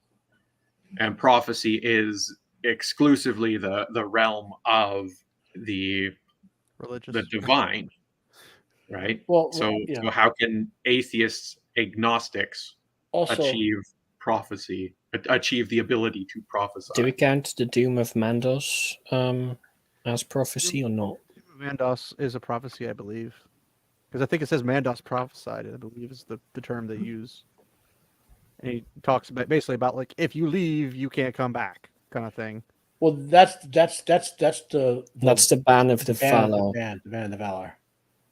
But the Doom of Mandos, I think, is a prophecy as well of sorts. On the whole human atheist thing, though, like I was saying before, other than the Edain who kind of know and remember the Valar and all that, the rest of the humans are default into their tribal beliefs and developing new beliefs. And remember, in the future of this, in the Legendarium, Jesus comes and Catholicism grows. You know what I mean? That's the future religion for the world of Tolkien, so to speak, the way he structured his Legendarium. So they're not atheists. They just don't know about God yet, is the way Tolkien's logic would be. The bulk of humanity, so to speak. Yeah. But the aristocracy definitely did know, because they all descend from Numenor. Specifically, the elf friends. Well, that belief, but again, they forgot eventually. I mean, they eventually. It's very interesting the way he constructs the Legendarium. That, like, obviously in our real world, he drew a lot of Norse mythology and whatever, right? But in the Legendarium itself, Norse mythology is the remnant of what people remember from the time of Numenor and all that. Like the Valar, like Manwë is Odin. Manwë has a throne like Odin has, for example. The birds in the sky, Odin commands the birds in the sky. There's all those sort of parallelisms. What he in the Legendarium, he's saying that the Norse religious and mythological beliefs are the surviving remnants of this ancient time, right? It's a very interesting construct that he does with this, and which is why in the gimmick, for those who read the history of Middle Earth, right, Tolkien's gimmick is that in the 9th century or 8th century, Uriel the Mariner, who's a direct descendant of Eärendil and Elendil and Aragorn, he is the first man to be allowed to take the straight path to the Undying Lands, and he landed at Tol Eressëa, the one island off the Undying Lands where man's allowed to go. And he spends time there with the elves, being told the ancient histories of the world, and writes them down and comes back. And then, like 1,000 years later, Tolkien finds them in an old attic or something, and translate them and say, "Hey, this is just like German." I'm paraphrasing, but so it's a very interesting construct that he used for all this. That the way he ties it all together. Yeah. I would like to say, as a quick sidebar about the mention of like the Witch King, is like clearly the Witch King didn't understand that half of the Rohirrim army was actually women dressed up with beards because they didn't have enough men. Yeah. Mm-hmm. Yeah. Wait, what type of wand did the Witch King use? Was it an ash wand? It was an attempt at like the Elder Wand, but it was kind of a fake Elder Wand. It backfired. Let's put it that way. It was the younger wand. Yeah. Arterian, did you have anything to say on the whole humans are atheists, since you are a theologian? I'm just like, I was just thinking like, because it's not explicitly written or portrayed in a movie, it doesn't mean that there aren't implicit parts. Because with Edoras, we know that the Rohirrim are horse people. You see it everywhere. It's part of their culture. So I was just thinking like, why wouldn't there also be implicit parts in their architecture itself that would also depict religious aspects? That it's more speculating. Gondor had the white tree. Like that was their whole thing. So they have the white tree. Rohan has horses, horse lords, and guardians of the tree, and like Isildur, and how the fall of Numenor happened, and taking the sapling over and planning it and creating a whole new Numenorian colony into a new Arnor and Gondor nations is kind of a big implication for somebody who's like, yeah, we don't believe anything. It's like, well, where do you think this tree came from? Where? If only we knew it came from Tol Eressëa, I think, right? If only. The one place they were allowed to go, right? Yeah, and not to bring Rings of Prime into this, but I cannot imagine Soy Isildur doing like a commando mission to go in and rescue a seedling from the white tree of New. I just can't imagine that version of Isildur doing that. Like, he literally goes through and John Wicks all the guards to get to that thing because he gets seriously injured, but he survives and he gets. He can't even escape a burning house, right? Yeah. Just lets it collapse on him. He's like, no way. Or they're pulling the Marvel approach, where this is where he gets like flame on superpowers from Marvel. Yeah. He becomes part of the Fantastic Four after this because of his mutations. I can imagine like Elendil's like, we need someone to go back and get a piece of the one tree, and Isildur goes, "I'll do it, Dad." I don't think he ever actually like talks to his dad. He just sneaks off and does it. Like he just goes and does it because he's like, this is all going south really fast. The faithful are getting wiped out. The Numenorian army or the Numenorian fleets are going to attack Valar. This is bad. We need to get out of Dodge. Yeah, I need to take that, but they had the ban on the tree and everything, so they were like heavily guarded. So he's like, I gotta go in there and sneak and grab it. Grabs it, gets on the ships, and they just book it. What are the chances it's Isildur's sister who takes the tree? Because she, because of her being an architect, might have access to ancient buildings or whatever, including maybe the palace. Could steal the tree, maybe? Right, because that's the prediction I just did. Her ancestors built the building and have the blueprints, right?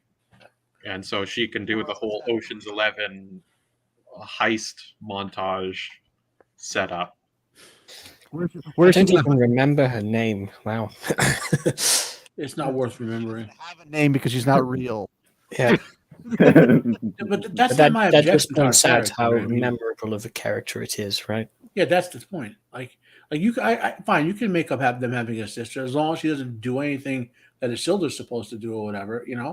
I mean, obviously, you have to make if you're going to have a TV show set in time, you have to have other characters there, right? I mean, you could be creative about it, but not what they're doing, which is basically changing. Like Elendil is no longer the son of what was his dad's name, Menedil, who was the lord of that region of Numenor. The on good terms with Ar-Pharazôn. Yeah, Ar-Pharazôn before he went when he went to Middle Earth, right? Because he spent a long time there. He was actually considered a throwback to ancient Numenorian. He was a great guy. Everyone loved him. And something happened back there that made him into an SOB. Well, I do find it funny because I don't know if you guys are familiar with heels versus babyface, Az and everything. Yeah. But the way he likes to equate, and he's like, I don't know her name, but I know her boobs. Yeah. Okay, fair enough. That's pretty much what she's there for, but that's pretty much it. But I also think that she's not really for Az because she doesn't have anything dangling between her legs. But that's a different story. Anyway. Yeah, no, I was going to go off on another tangent, so. Well, I'm all about tangents because it makes content. But did you have anything you wanted to say? Because it's not a very long video and we're already past halfway through it. So I was just going to mention how being a student of history and having that breadth of knowledge of history that Tolkien did, he's very easily able to replicate the realities of history within Middle Earth. And so you were talking about Menedil, being for all intents and purposes starting off a really great fella, and then goes and does something, comes back, and he's completely changed. And there's 7 or 8 Roman emperors who all start off great fellas, and they go and something happens and they come back. That's the whole lead in the water theory. Well, Caligula started off for a very brief period of time really well, but then he got sick and seemed to have just completely his mind just completely went insane. And same with Tiberius. And I don't think Nero ever had a good streak, but no, Nero never had a good streak. But then there's a whole bunch of others, right? But that's something that is so clearly a real thing that Tolkien is capable of incorporating into his world. And so when you're reading The Lord of the Rings and the Silmarillion and the Hobbit and all the other tales, you can see that these characters that Tolkien has created have a true veracity to them. They're more real than a lot of people nowadays are. It gives them a sense of realisticness because we can kind of relate to the fact that the standard saying of absolute power corrupts absolutely. It's we can see that in human history. So then when we go into a fantasy novel, we're like, oh wow, this is kind of like real life because the same thing happened to them. Mm-hmm. So yeah, that's a good insight. All right, I'm going to back it up just a little bit so we can catch all of it. Spirituality. That's why the elves jump on their boats and bounce the fuck out of there. Jimmy rolling. The elves, the Christians. Exactly, yeah. Divine, perfect beings who only fight when it's absolutely necessary. And at the end of the movies, when all the other religions of Middle-earth have to go back and scoop up giant mounds of elephant poop or trim the beards of giant wooden tree people, the elves get to move on to paradise because they were right all along. Also, Gandalf is straight up an angel sent down from heaven. Read the Silmarillion. Yeah. Or No. Yes to the Gandalf part, no to all the rest. Yeah, wow. That's I was like, that's the most accurate thing you said. Oh, they were allowed to go to heaven because they were right. Yeah. What? Yeah, This fella clearly has not read the Silmarillion. Well, he's stuck on the whole what heaven is and on Dying Land's equivalency. Oh yeah, He's no, stuck on that's probably true. Yeah, well, they keep saying like I think Valinor is more like the Garden of Eden than it is heaven. It's not a It's the world uncorrupted by Melkor. Yeah, it's an earthly paradise. It Earthly. literally, you know what Valinor is like? Tom Bombadil's lands. Except it's not bordered by dangerous arrow downs. or have It's bordered by dangerous seas. angry old trees that will pull you underneath. It's Well, no, okay if the you're stuff is Galadriel, there, though.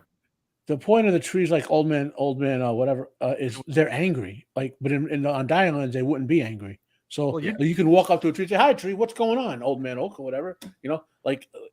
And you can't do that anymore in Middle Earth because Melkor corrupted the world so much that the natural world that was once alive is just angry. Well, I mean, you'd be angry too if all your women left. Yeah. Well, at the end, yeah. There's that. But I think it's also that like the corruption of Morgoth and Sauron spreads so much that nature understands it. Yeah. Like nature experiences it and is not happy with it. And it's like we don't know where the Watch of the Water came from. We don't know where Tom Bombadil came from. There's a lot of things we don't know, but I would bet that the Watcher is a form of like nature being corrupted and turning into something. That's my theory. I'm not gonna say that that's like lore, but that makes sense considering at the time the Watch of the Water is allegedly been there since the beginning or whatever.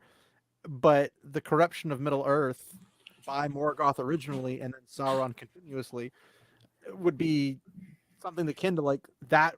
A monster could be birthed from that, and then you have like Ents and trolls being kind of related to each other in even some slim senses or even in some direct senses. And I don't know. It seems like there's just so much corruption that it would make sense that Old Man Willow's really upset that you're there. And then Tom Bombadil has to come over and sing him a song to make him feel better. Well, I mean, it also makes sense if you, again, look into the nature is the Vala, essentially. Then it makes sense that it's more sensitive to corruption, and therefore it's more likely to fight back directly. In Tolkien, there's the concept of the seen and the unseen world, the physical world and the world of the spirit, right? And you can only perceive the unseen world if you're one of the Ainur, or you're like one of the elves who are taught by them. Men can't perceive it unless they have like a ring or something like that, some empowerment object that imbues it within them, right? So, but even though they can't see it, it's still there around them. Like when Frodo puts on the ring and sees all that stuff, that's there around him at all times. But no one could see it unless you unless you have a ring, or you're an elf or Gandalf who can see that way all the time. It's a veiled reality. Yeah, and the thing is, it's mentioned when they say if you ever notice, he capitalizes shadow when he talks about Sauron. And Melkor had the Great Shadow. That's their presence permanently imbuing itself in the unseen world. And the only place in Middle-earth that's not like that is Tom Bombadil's zone. Okay? What Galadriel is holding back from Lothlorien with the ring, and Elrond is doing that with his ring, is that presence from leaking into those areas and making it uninhabitable for the elves, who can, especially the older elves, who can see that around them. Who can see Sauron's glowing evil eye in the distance and all that sort of stuff, you could see those dark, shadowy storms and whatever. Again, it's one of the things Peter Jackson does well in this film, is portraying that that's around you at all times, but you just can't see it, As a bit of an off tangent, with Gandalf carrying the Ring of Fire, would his presence among people also be implicitly lifting the shadow a bit? Yeah, he inspires courage in people around him. What Gandalf is actually doing in Gondor is preventing Sauron from spreading his shadow across Gondor.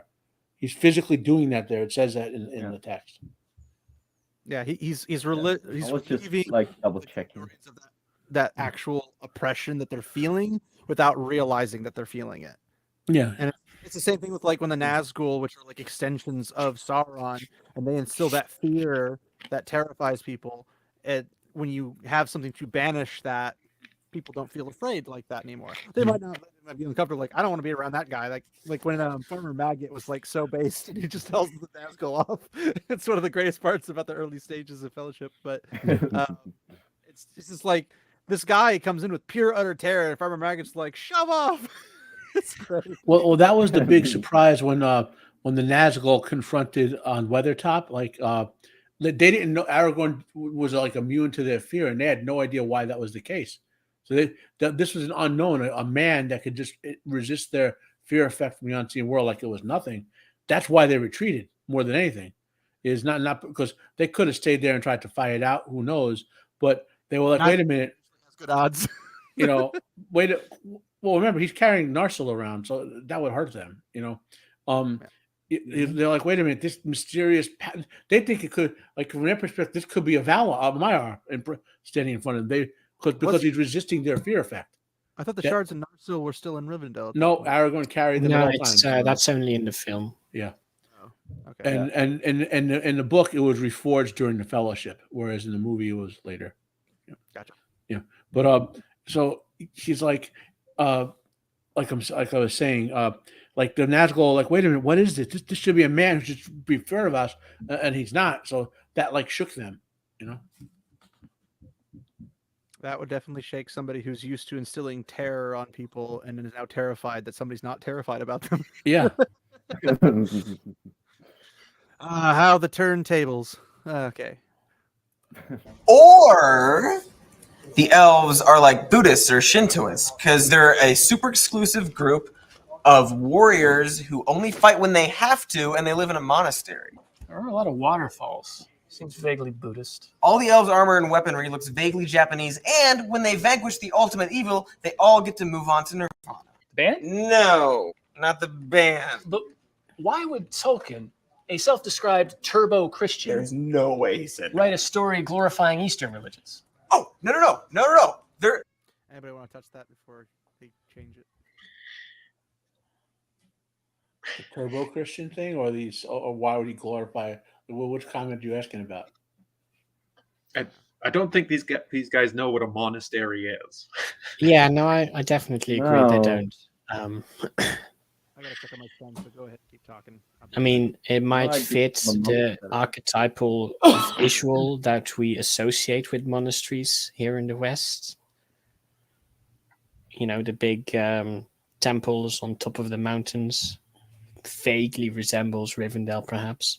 Well, if you watch enough of wushu films, like the wuxia, the martial arts films with magical powers, you see what look like what you might describe as like temples full of warrior elves. It's kind of funny. You have to be high to see those, because that's the impression that I mean- get from this short film. There might be a point with the whole reincarnation bit of Buddhism. I think that's in Buddhism at least, right? Because the elves, obviously, if they die, they get reborn. But other than that, not sure I see the resemblance. And it's But the Clear reborn they are part could also be Jewish. emphasizing the films rather than the texts. as Yeah, well. that's also Talking about the big visuals of the weaponry and stuff, and it's like, well, one, that's not true that they are Eastern weapons. Because you can look at the elf swords and be like, oh, those are like Russian, Eastern European blades. Because I mean, Mhm. If you look But- at the very opening scene where they all fight in Mordor, those weapons don't look like any real world weapons. So, yeah. I'm sure if The you reach images far enough, shown you'll find were some real mostly weapons from, somewhat similar. You know what I mean? There's so many like weapons out there. Like, well, it's like half. I mean, I'm less. It's a fictional time period, so them having fictional looking weapons doesn't really faze me. You know Well, what I mean? the other thing as well is like there are actually very limited number of weapon designs that are truly functional. The mighty stick, for one. Yeah. But like the idea of a curved sword, that was everywhere. Everywhere had a curved sword. Everywhere had a straight sword. So like, what's the point? Everywhere had bows and arrows. No. Those are explicitly Eastern, obviously. It's not like there was a particularly famous type of bow that was, associated with some island nation somewhere in Europe, right? Yeah, no, I don't recall that. Not at all. You're referring to the Two Rivers longbow? Yeah, I know. That's Exactly. yeah, but there's a fictional, of course, right? It's Totally. not the real world. A friend of mine called Maybe. the English longbow the katana of the West. Yeah, He's not wrong. It's not wrong. Although I see a lot of people going out and buying replica katanas. I don't see a whole lot of people buying replica longbows. No, but the whole notion, like if you have an English longbow, you can shoot through like a solid oak tree, or you can. That's like, because one English arrow longbows. can kill 17 guys in plate armor if it's shot the right way. The reason you don't see that many English longbows as katanas is because bows, especially an English longbow, are a bit harder to use. Let's say. Well, I mean, two things. No, it's the whole superpowered nature of it. That's what the joke was, Well, I was saying because I didn't realize how big Two Rivers longbows actually were, because they're all you depict them as you just use it. It's a war bow. How Yeah, it's bigger than a person.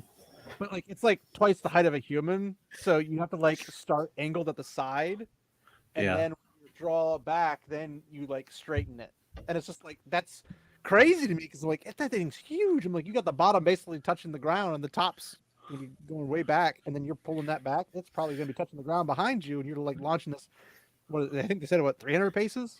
Yeah, They that's should've- basically ballista, right? They should have just used the ancient Numenorian longbows made of of hollowed steel that can shoot arrows for leagues unerring. That's literally the Two Rivers longbow is the 50 cal sniper rifle of the medieval world. Is really what it is. This is a huge thing. Poundage wise, anyway. I did a versus with someone once where I had to defend Numenor from the Valerians with their dragons, and I'm like, you realize I have millions of people. I train them all to use my Numenorian longbows, which can shoot for leagues unerring, and your dragons will die to waves of steel arrows before they even fly halfway across the ocean. Well, provided all the dragons aren't all the same, like Ancaglion. Well, no, these are the Valerian dragons. The Valerian dragons, Valerian. Okay. Oh yeah, no, those are weak. Yeah. Well, even Smaug, how would Smaug deal with that? Considering he only has Smaug only had one weak point for arrows. Yeah, they're and he's flying. A lesser dragon. He's not even the big ones.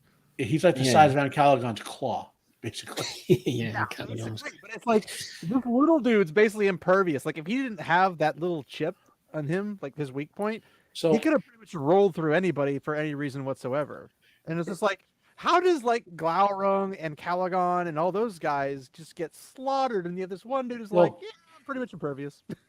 So we talked about the Boar of Wrath and the battle at Valgloth, right? And that spread across the whole continent. So with these two giant hosts, the host of the Valar was winning against Morgoth's forces, right? Until he released Ancalagon and the Flying Dragons, which turned back the entire host of the Valar, just the Flying Dragons. And only it took Irindil leading the Great Eagles, and Irindil had a Silmaril to fight them. It was how powerful they were. Yes. So, but it doesn't actually mention how Arendelle kills him. Well, so that's hit him with the Silmaril the same way it was going to kill Karchar. Okay, fair enough, but I figured it just burns, right? Yeah, it doesn't necessarily immediately kill. Yeah, I mean, for example, the wolf guy ate a Silmaril, and he was Chakaroth. Yeah, he was. And he was pretty much impervious. Not fine, of course, but he's still alive for quite a while after. Well, it didn't have time to kill him before they killed him. He was running around and dissolving from the inside. From the insane, if I remember correctly. Yeah. He went insane from the constant agony he was experiencing, I'm like, yeah, maybe you shouldn't have bit his hand off. Just Yeah. anything else before we move on, or? Okay. Well, that's my answer. Silence. They're not Christians at all. The elves are a super exclusive group of beautiful, wealthy white people who live in a giant temple mansion and follow a leader named Elrond. Elrond is not their leader. He's like upper management. And at the end of the movie, they follow Elrond to space. What do you know, you person with things, ridiculous things coming out of your face? I spent the past 12 goddamn. I'd like to point out that like this guy here is saying that the other guy is saying ridiculous things, when all I've heard from both of them pretty much the entire time is ridiculous things. Yeah. Well, that's the nature of these types of videos, right? We call them journalists for a reason. But it's like, how do you get space out of this? I mean, to be fair, space, they go up from the surface, right? So, well, do they? Tolkien. Wow. I heard that boats float and rocks sink. So the way Tolkien did it, he was not very happy with the Earth. He wanted to make, so the Earth used to be flat, right, in Tolkien's universe until Numenor was sunk, and when he recurved it, right.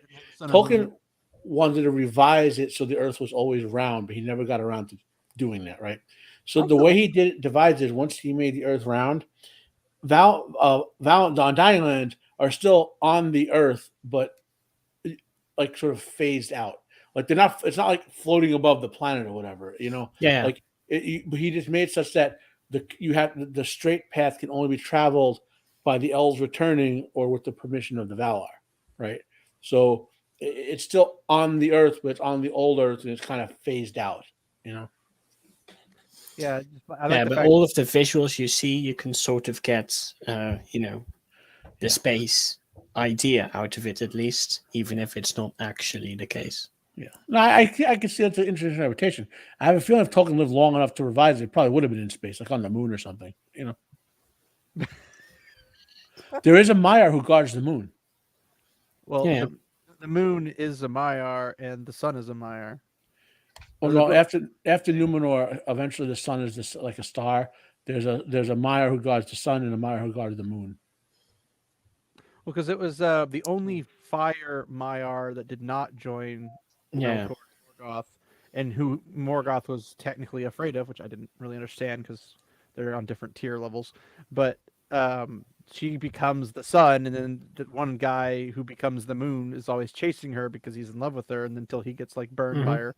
And it's just like, that's a cool, like the way he has it, it's perfectly fine. Like how it was flat, then it kind of becomes round. It's just like, it makes sense the way he explains it. And I kind of like it that way, because then it's just like how modern, like how, I guess I shouldn't say modern, ancient peoples in our world saw the world as flat. And then we came to the understanding that it was round. And it's just like, that is a much better, like he explained that in a way that a preschooler would understand how we came to follow that through our history, which is really cool in my opinion.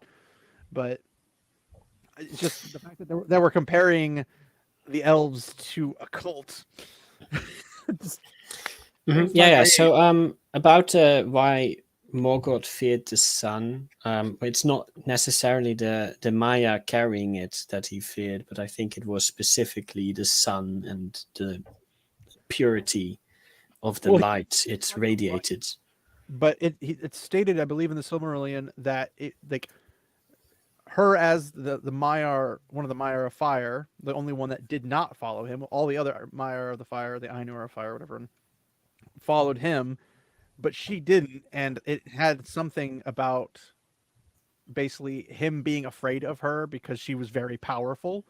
I don't know if she was the most powerful of the group, and she just isn't, and maybe it was supposed to be some like archangel type comparison of like she's the big bad, everybody else is not quite comparable to her, and then when he like seduces, because Morgoth has to seduce, or Melkor I should say, has to seduce everyone, like he had to seduce Sauron and everybody over to his side, and in that seduction she didn't fall for it, but she's also one of the greater of the fire Ainur. So I'm pretty confident it explicitly states not just light, because he doesn't like the light. That's Yeah, he really doesn't like light. But I mean, don't think he actually fears Arian. Well, remember, in terms of fear, Melkor was paranoid and constantly giving his power away to corrupt everything. You can make a serious case by the time the War of the Wrath came around, Sauron was more powerful than him. Melkor had nothing left because of putting it all into Arda, so to speak.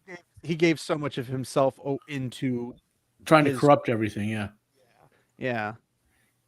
I'm trying to look it up right now because I want to find out. It was. Yeah, he definitely gave a lot of his power to Ungoliants. Yeah. Two were the eyes of Arian for even the Eldar to look on, and leaving Valinor, she forsook the form and raiment, which was like the Valar she had worn there, and she was a naked flame, terrible in the fullness of her splendor. She was originally a spirit of fire whom Melkor failed to corrupt. She was a Maya maiden who tended to the golden flowers in the gardens of Vanna. Yeah, specifically taking care of the golden tree. Trying to see where it says it. One of Tilion. Tilion's the moon guy. Yeah. One of Orome's hunters was chosen to steer the moon. The moon had already traversed the sky 7 times before the sun was finally ready. Tilion loved Arian and followed her to the night sky. When he occasionally caught up with her, his vessel became singed by her heat. I don't remember where it was. I'll have to read the summary again for like the billionth time. But yeah, I specifically remember that he really didn't like the fiery heat and light of the sun, and so he made smoke go everywhere. Yeah, so they did. His lands went dark. Eruption constantly to cloud the skies from his areas and whatnot, so he didn't have to deal with it. But I don't recall specifically that he was afraid of Arian. I'll have to look at it again, but I vaguely remember it. But I have been known to know things that have that like butterfly effect or whatever, or not a butterfly effect. What's the one where like a large group of people see something and they see it as something, but it actually didn't happen that way? Is it the Mandela effect? Mandela effect. Yeah. Like with Mandela. like, and I swear to this day I've seen it where Boba Fett uses his jetpack to get out of the Sarlacc pit, and everyone's like, "No, that's not how it happened." And I'm like, "No, that's how it happened." And then I go on YouTube or I go on the internet, and there's a whole bunch of people who are like, "Yeah, he uses his jetpack to get." I'm like, "How does everybody like on this side agree that it happened? We didn't exactly get together and like share notes." And it's just like there's got to be like one copy of Star Wars out there that has that happen in it, and that's just what we all saw. And everybody else saw everything else. I'm like, "Oh, it's so frustrating." Well, on that front, I think there's a series of Boba Fett books, and that's how he escapes or something like that. But well, that's supposed to be like the outside the movie's explanation of how he survives. But like I explicitly in my memory remember seeing him out of it, like after Luke and them take out all of Jabba's He guys, gets eaten in the movie. He like blasts out of the Sarlacc. Like that's how he escapes. I don't know if I think he used the explanation in the background somewhere, or well, it was like a quick jump from like one scene to the other. Like Luke and them survive, take over what they got to take over, get Han back, and Leia, and then while all that's going kaboomy and they're zipping away on the speeder, it showed like a scene where the Sarlacc's there and there was like an explosion of sorts, which probably thermal detonators is the best guess, and the Sarlacc opens its mouth and that's when he jetpacks out of it. That was the scene I recall. There's an explosion, he comes jumping out, and he lands in the sand, and that's pretty much it. Like, we don't know what happens to him afterwards. We don't know if he could have gotten grabbed and pulled back in, whatever. But that's the scene I explicitly remember in my head, and I don't know why. Sorry about the Star Wars tangent, but it's that kind of thing. Maybe that's where I'm getting it from Arian being, like, feared by Morgoth because of power and all that jazz, but I'll have to read it again to verify. But let's finish this guy's complaining that he had to watch Lord of the Rings because, it's horrible. Hours watching Lord of the Rings. I am the authority here. Oh, That's not how it works. 12 hours, man. You okay? Yeah, I mean, sure. Some eye strain and mild light sensitivity. So you're saying the light hurts us? No, shut up. Like it hurts the pressure. Stop it! I broke you. It's weird. How bad is that? great. So they were talking about the movies the whole time. So it seems. There was mixing That explains a movies. lot, though. Now, here's the trick question. Are they being serious or are they being humorous? They're doing both. It's satire. It's satire, Yeah. but is it satire that they believe is to be true?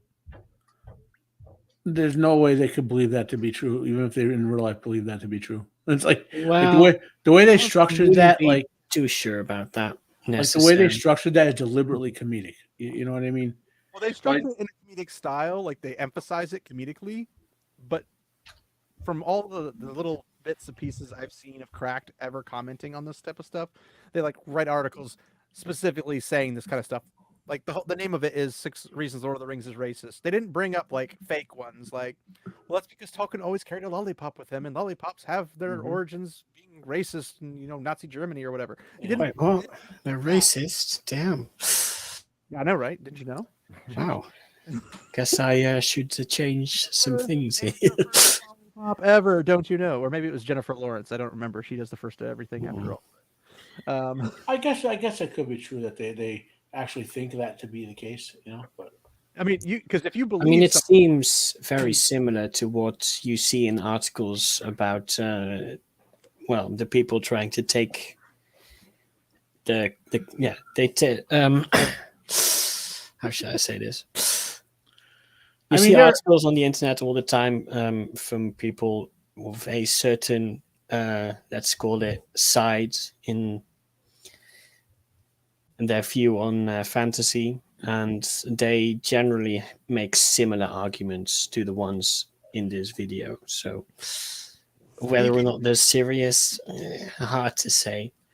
I mean, I there's do a think hundred we have to say. people who like Rings of Prime, so they could be in that group. The bit at the end 7 years where ago, they so that wasn't Rings of Prime was not even announced at that point. No, but I mean that mentality. Oh yeah, Those types of people have been around forever, basically. that viewpoint is still a modern viewpoint, despite it being out 7 years ago. Like that's nothing new. But if speaking of comedic / serious viewpoints, maybe you guys have heard of this from the Tolkien Society. I almost spit my soda out. I know that's a joke. That's what we call comedic delivery, people. Yeah. So if you see like over here, Cordelia. Oops, come on. It's not gonna. There. You might want to blow it up. I gotta remember how to do that. Control and wheel melt. What melt was on the mouse? There we go. All this stuff. Gondor in Wow. transition. Oh. Yeah. I'm trying to make it as big as possible. See, this is a seminar, I think this is 2016 or 2017, and they allowed some people to like come in. This is, I believe, right after Christopher Tolkien died, and this was like the first Tolkien Society after that. So we have like Cordelia Logston, Gondor in Transition, a brief introduction to transgender realities in Lord of the Rings. brief. It's not there. Yeah, this is right around when Tolkien Oh. Society and OneRing.net and a couple other old community all went woke. Yeah, well, there's the thing is that it's so brief that they got up on there and they're like, "This is my introduction to a brief introduction to transgender realities. Thank you for coming," and then leaves. Like that's how quick it was. Like, there's nothing there. Claire Moore has the problem of pain, portraying physical disability in the fantasy. I'm like, people get chopped up, maimed, and all that stuff in wars all the time, but it's not like a focal point. But they're like, but what about the people in wheelchairs? I'm like, they don't have wheelchairs back then. Yeah, this seems like a good point to put the Tolkien quote, but maybe not quite fully. But about adaptations, right? He says the canons of narrative in any medium cannot be wholly different, and the failure of poor films is often precisely in exaggeration. And then this is the relevant part. And in the intrusion of unwarranted matter, owing to not perceiving where the core of the original lies. That's what this makes me think of. But if it's not the full, does that mean it's a partial, which means it's been maimed, therefore it's disabled? One could say that, probably. Then we have V. Elizabeth King, The burnt hand teaches most about fire, applying traumatic stress and ecological frameworks to narratives of displacement and resettlement across cultures in Tolkien's Middle Earth. Yeah. If you're not having a Okay. brain aneurysm yet, I'm already there. Christopher Vaccaro, pardoning Saruman, the queer in Tolkien's Lord of the Rings. Yeah, because Saruman's very queer, obviously. Well, the thing is that queer got- uses like queer is a term used in Lord of the Rings, but it's always used in the terms of like happy or like gay is I happy. think like, that's gay. Gay is used as happy, but queer, I don't think so. Queer means Queer weird. is Yeah, it's just bizarre. weird. Queer has its original English language meaning before it was co-opted. yeah. It just meant like queer is in like that's awfully queer. Like it's different. It's very strange. Yeah. And it's like, okay, that's queer. And then Sultana Raza projecting Indian myths, culture, and history onto Tolkien's world. The keyword I'm is assuming- projecting. Yeah, projecting. Yes, true. Does it mean projectile vomiting? Is that what you mean? Maybe. Nicholas Burns, the Lostoth in I don't even sure what this word is. Identity, and anti-racism. If anybody knows what that- Indigeneity is coming from the word indigenous, right? So it's I don't know what they want This to is say. basically CRT. Yeah, basically. basically, and It's anti-racism identity politics. against you, That's, Eric. it says that right there in the middle. Identity. Doesn't make sense. Kristen Larson, the problematic perimeters of Elrond half-elven and Ronald English Catholic.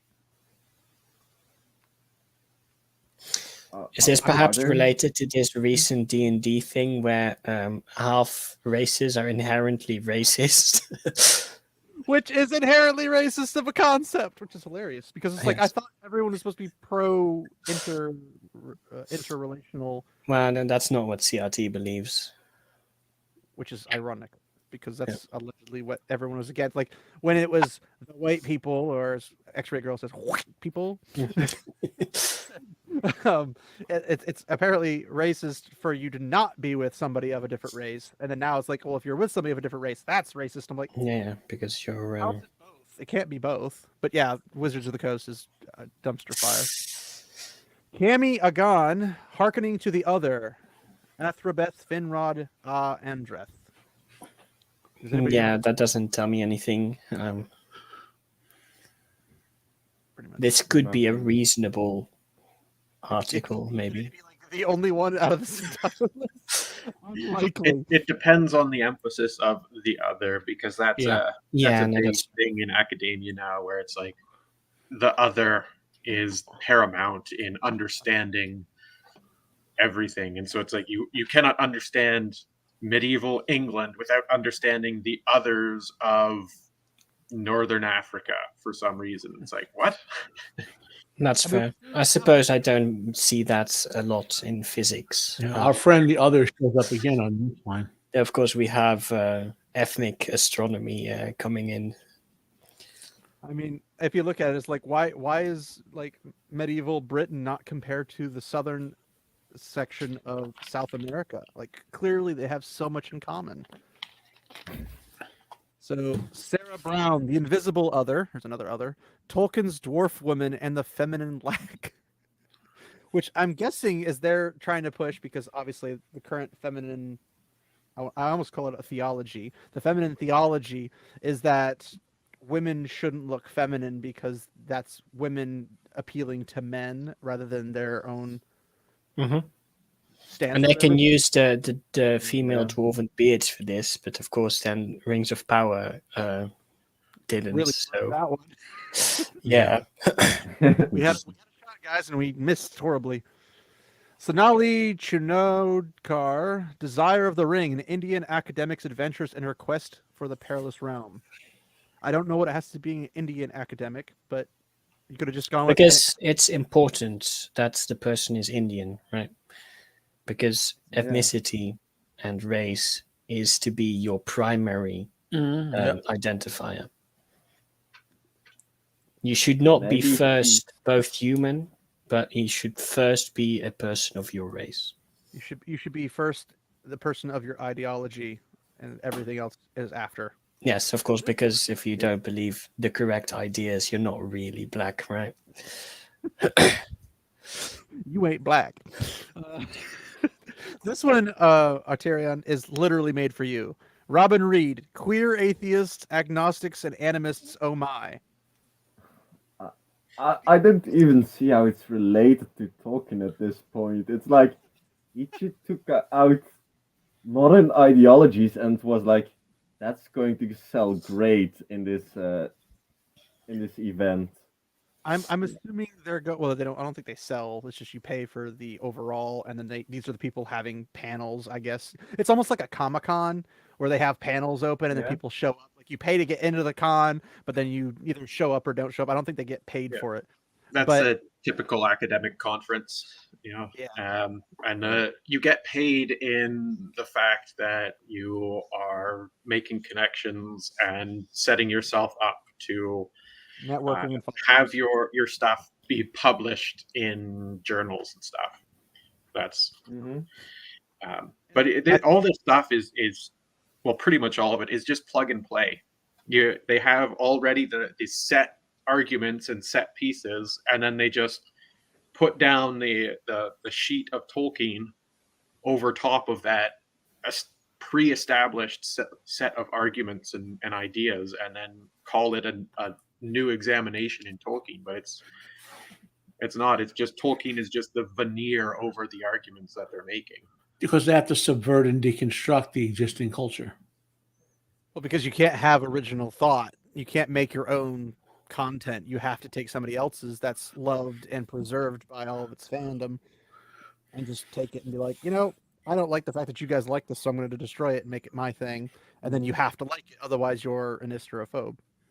But I think what the content of this would be is going to be like the atheists, the humans are the atheists, the agnostics, whatever. But then animists, I think they're going to go more of the Beorn route. And those like the Rohirrim, who allegedly are descended from Beorn in some fashion, and be like, oh, well, Beorn's a skin changer, so he can change his skin to be animals, which is what I believe animists are kind of into, aren't they? Actually, it might also be partly projection, right? Because, of course, in order to see yourself in something, you must be represented properly, right? And the type of people here who do these things, generally they are atheists and they are human, right? So surely they must project themselves as atheist humans onto the humans of Lord of the Rings. Queer atheists, agnostics, and animists. Yeah, okay, Queer. but that's not. Yeah. The human population isn't going to grow in Tolkien. They're all queer. Exactly. Now we have Joel Mariner, Hidden Visions, Iconographies of Alteri in Soviet block illustration for Lord of the Rings. And He that's doesn't very look Rasputin. niche. Yeah, there's Russian. Gosh, I don't understand any of this. Eric, almost like reindeer, Reinders, question of taste or cast in Lord of the Rings, and it's multiple Chinese translations. Well, it's because the Chinese have caste systems, just kind of like the Indians do. Like that's not a Yeah. Tolkien problem. They're projecting again. They're finding problems to have problems with, but they're not Yeah, actual. but that's a problem with academia, at least from what I experienced. They have to look for all those minute details to write about, and they pick one little topic, and then they have a 15-page essay. So, are you actually accepting them into the academic realm? Well, the academic realm has long been lost. I'm not accepting them. I'm just saying that's Rest what in I peace. experienced. Yes, in Pache. Oh man. Don Walls Thuma, Stars Less Strange, an analysis of fan fiction and representation within the Tolkien fan community. Because Tolkien loved fan fiction. Oh wait. No, I think that's Robert Jordan who hates it. Oh, no, I'm Wasn't pretty it that sure he hated it? most big authors don't like it because it pulls away from their works. Fair enough. Well, the thing is, they can't even acknowledge whether they dislike it or like it because they can lose their copyrights over it. That's Yeah. what George Martin, for example, used to be big on fan fiction, even editing and stuff, like going on the forums and editing. But he had a breakaway completely when they told him, "Wait, you could lose your novels because of this." So he had to disavow it all, for years after that. I generally just think fan fiction is stupid, anyways, because what you end up doing is you end up completely altering for yourself the actual work by creating your own Great tour on the side of it, and so now forevermore your own understanding of that work is going to be twisted and corrupted by the fan fiction that you have created. That's something I've tried to figure out because, like, in Robert Jordan's works, I always wanted to know what happened with Matt and Sean Shan after A Memory of Light. And it's like, yeah, you could have somebody go out and write a fanfic about what happens, but unless you're literally like aligned perfectly with Robert Jordan and what his vision was and how he portrayed it, and like even Brandon Sanderson, as great of an author as he is, can't emulate Robert Jordan to the part or the exact point where people don't notice. Like, I know Pips and Dane both make an acknowledgement where Sanderson changed Matt, Sanderson changed this character, Sanderson changed that character, because what he had to work with was a lot of notes, but ultimately it was Sanderson's touch on the characters and onto the story, and he did well with what he had, but ultimately it would become Sanderson's story if he went and continued on. I'd love to find out what happened to Perrin, what happened to Matt. Did Berelain and Galad make some big, Andorian to Mayenne alliance to the point where Tyr and Ilion couldn't interfere anymore? What happened after? Like, there's so many stories that are left open-ended that would be really interesting and fantastic to hear about. And I'm a really big Matt fan, if you haven't noticed. And really, wow, who'd have thought? Nobody knows. Keep it quiet. But it's like, this would be really cool. But would he be Matt if somebody else made him? Like, I thought, because I have my own little stories and things I'm trying to write myself, but even though I love Matt to the point where I feel like I could do him justice, I don't know if I could do him justice according to like Robert Jordan's standards. And it would just end up being a fan fiction. I find that a little bit different type of fan fiction, as opposed to like going in and doing basically what Wheels of Prime did and completely altering the entire core story, like adding on to it afterwards, like this is a potential outcome. I think that's one different thing than like going in and altering everything where everything when it's actually the one thing I would say to that is that when you start writing a character that somebody else has written, you are actually writing a corrupted version of that character, because you don't have the same intimate understanding of that character. So you're generally missing a chunk. And I think this is what happened with the Sanderson novels, especially with some of the main characters, where he didn't have quite that intimate understanding of everything about the characters. And so when he started writing them, they started becoming more caricatures than characters. And so they end up start feeling a bit cheaper, like a Walmart knockoff copy of something. I mean, I'm not sure that's entirely the way to see it, because, well, maybe that's just my opinion.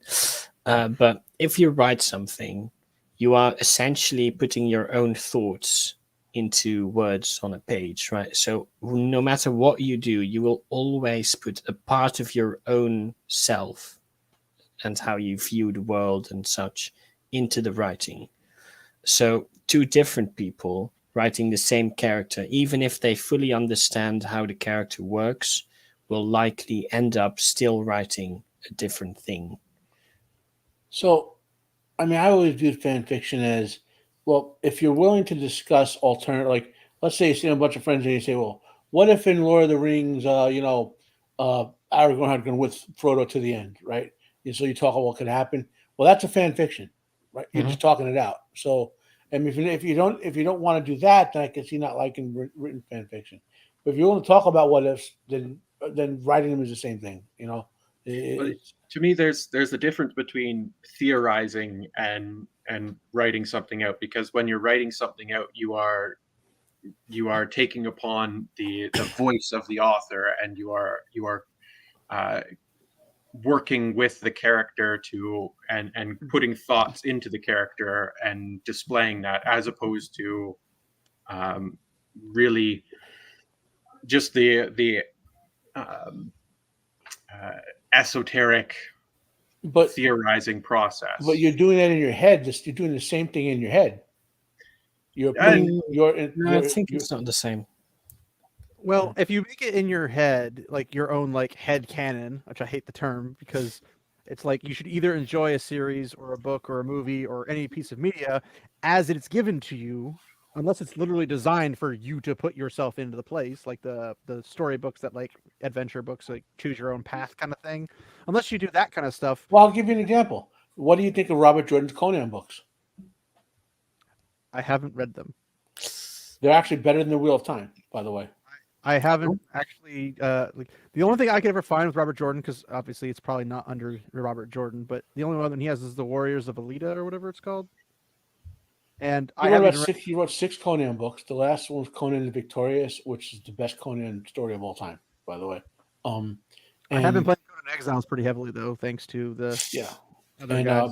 So if you don't, I mean, you know, are you going to say that Robert Jordan was corrupting Robert E. Howard's work? I mean, you're going to go that, you know? Well, my thing is like with what Gathly was saying, theorizing to me is essentially fan fiction because you're saying what could be. The difference is, I think, is the spirit behind it. Like if you're like actively trying to find out why something happened the way it did, where the author didn't explain something, you're theorizing, you're fan fictioning to find something that would suitably fit. But okay, so I'll put it another way. We're on the verge of inventing neurological interface technology, right? So literally with these VR headsets and whatever, it's coming to the point where when you imagine something, you'll be able to visualize it in virtual reality. We're about 20 years from that. So is that corrupting if you imagine Lord of the Rings in a virtual set, in your virtual headset? I mean, I'm not arguing with you. You're already doing that when you think about it automatically. Yeah. Right. That's the point I'm making. Is I can understand seeing it as a different, like a corruption of. I can understand some of that, but corruption is the wrong word. You know, because most people who do fanfics, factoring out the sexual fantasies and the empowerment fantasies, just factor all that out. The ones who actually try to write, say, take a tenant and do like a legitimate what if, or take a tenant and do legitimate like what happened afterwards. Like we talk about for Wheel of Time, right? You know. Mm-hmm. For people who write that stuff, they're saying, okay, there's this work that I love that I want to see an alternative on or more of. And I'm okay with that. I mean, for example, I'd read very little Lord of the Rings fan fiction, but I read a lot of, say, Naruto fan fiction because there's incompletions in Naruto that aren't in Lord of the Rings. I don't need to know what happened after the end of the Third Age in Lord of the Rings because technically I happened after the Third Age. It leads to this world. The way Tolkien wrote it, it leads to our world today. So the story is complete to me in that sense, right? So we'll make a division here between fan fiction of the world and the universe versus fan fiction of the characters and the stories. Yeah, I agree with that. Because obviously, if it's not specifically the characters and stories that are in the original, you can write your own characters and you're not corrupting anything really. Well, even like how you did Conan, when you talk about the Conan books by Robert Jordan, I haven't read them, but if the Conan universe is being consistent with how it was for the original author, and like I think Chuck Dixon just wrote a Conan book, if I recall correctly. Yeah, is his world staying in line? Because some worlds are more detailed than others, so they're easier to write or harder to write depending on which one it is. Like if it's an easy open world like a Star Wars world, there's a lot to work with because it's an extremely flexible universe, but you always have to hold to the constants that are in it. Like you can't pull the Holdo maneuver and expect it not to blow up half the galaxy, because that's how it would work alongside what you would expect of physics and stuff in space. But we also have this sense of, well, explosions don't happen in space either, but there's a suspension of disbelief where like, well, we want to hear the explosions for the action scenes, but we also understand that that's not real, but in the Star Wars universe, it's accepted because it doesn't have any crazy altering effect to the overall universe. And it's also that form of media. If you're reading about it, you're not hearing pew, pew, pew, pew, pew as you're in space. You're only seeing that in the form of media you're taking it. But if you pull a Holdo maneuver, the outcome of that is let me spread out to everything, whether it's book, movie, whatever. I would say, to point on the corruption part, Rings of Power is a corruption because you are basically altering in a way that's completely incompatible with Tolkien's work and attempted to commercialize it. If you're just theorizing about something, you write it down in fan fiction and just put it out there for anyone to read for free, that's not corrupting because you just, if you want to read, you don't read it, you know? Well, it's your viewpoint on how you see the world, and everybody can be like, oh, I find this entertaining or whatever. Yeah. But there's always going to be somebody who's like, that's not accurate to the lore. But if you go out and make, like if Robert Jordan goes out and makes a Conan book, is Conan acting like Conan would? Is all the characters around him acting like the characters they would in the other books, the continuation? Do they feel like the characters they're supposed to be, or is it Robert Jordan's view of what he thought they were, that where you get into the headcanon, like, I think they're this character, or is it they are this character despite my extra headcanon? Are they going to stabilize in that? And I don't know how detailed, I've never read a Conan book, sadly. But if the world's detailed or not detailed, I'm still learning about it through Conan Exiles because they have all the different groups and whatnot. But if you're building the world the way that the universe is intended to be built by the original author, it's not really a fan fiction because you're staying consistent. But once you deviate from that, if you do something that in Robert Jordan's Wheel of Time, Matt wouldn't do, but you're like, oh, he would do that, that's becomes fan fiction. But if you're doing it as in like Robert Jordan's Conan versus the original author's Conan, but he's honoring all of the actual universe rules, laws, and all the characters are behaving as they're supposed to, intended to, and they just pretty much do something in another area as opposed to where they were originally. I don't know if that's considered a fan fiction or just a franchise. Well, not so much. My point was like to Gadfly's point about anything essentially. In other words, writing something with other people's characters is basically corrupting because you're not the original author. That's the point of reason I brought that up, because Jordan's a good example of someone who wrote another person's character who wouldn't understand the way Robert Howard did it, you know. Like corruption indicates that something nefarious is going on or is the outcome of. And the majority of fan fictions are harmless little stories that nothing really nefarious happens for. So my intention of that is the idea that when you explicitly write something out as opposed to theorizing, what you end up doing is you end up canonizing that in your mind. Who does that? That's what happens when you kind of write the stuff out, right? It becomes something that is kind of settled in your mind. To Unknown Sage, for example, you're a physicist. I mean, do you canonize, multivariate string theory over general relativity when you think about it? I mean, just because you think about something doesn't canonize it. I mean, no, you're right. That doesn't work like that.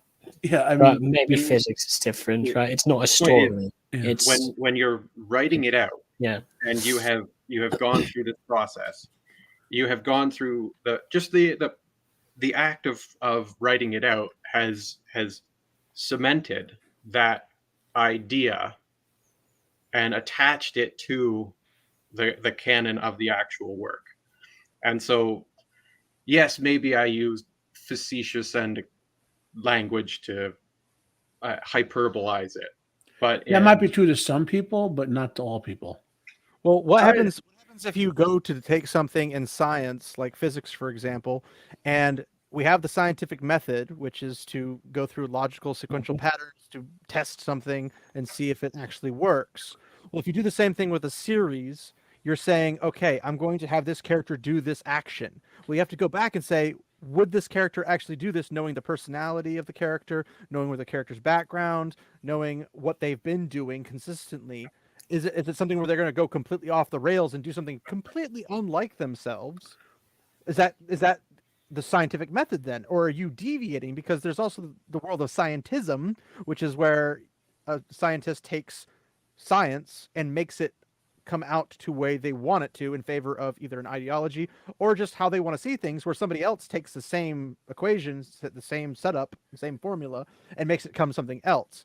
The scientism is putting all the emphasis on the person telling it rather than the actual science method and what it came out to.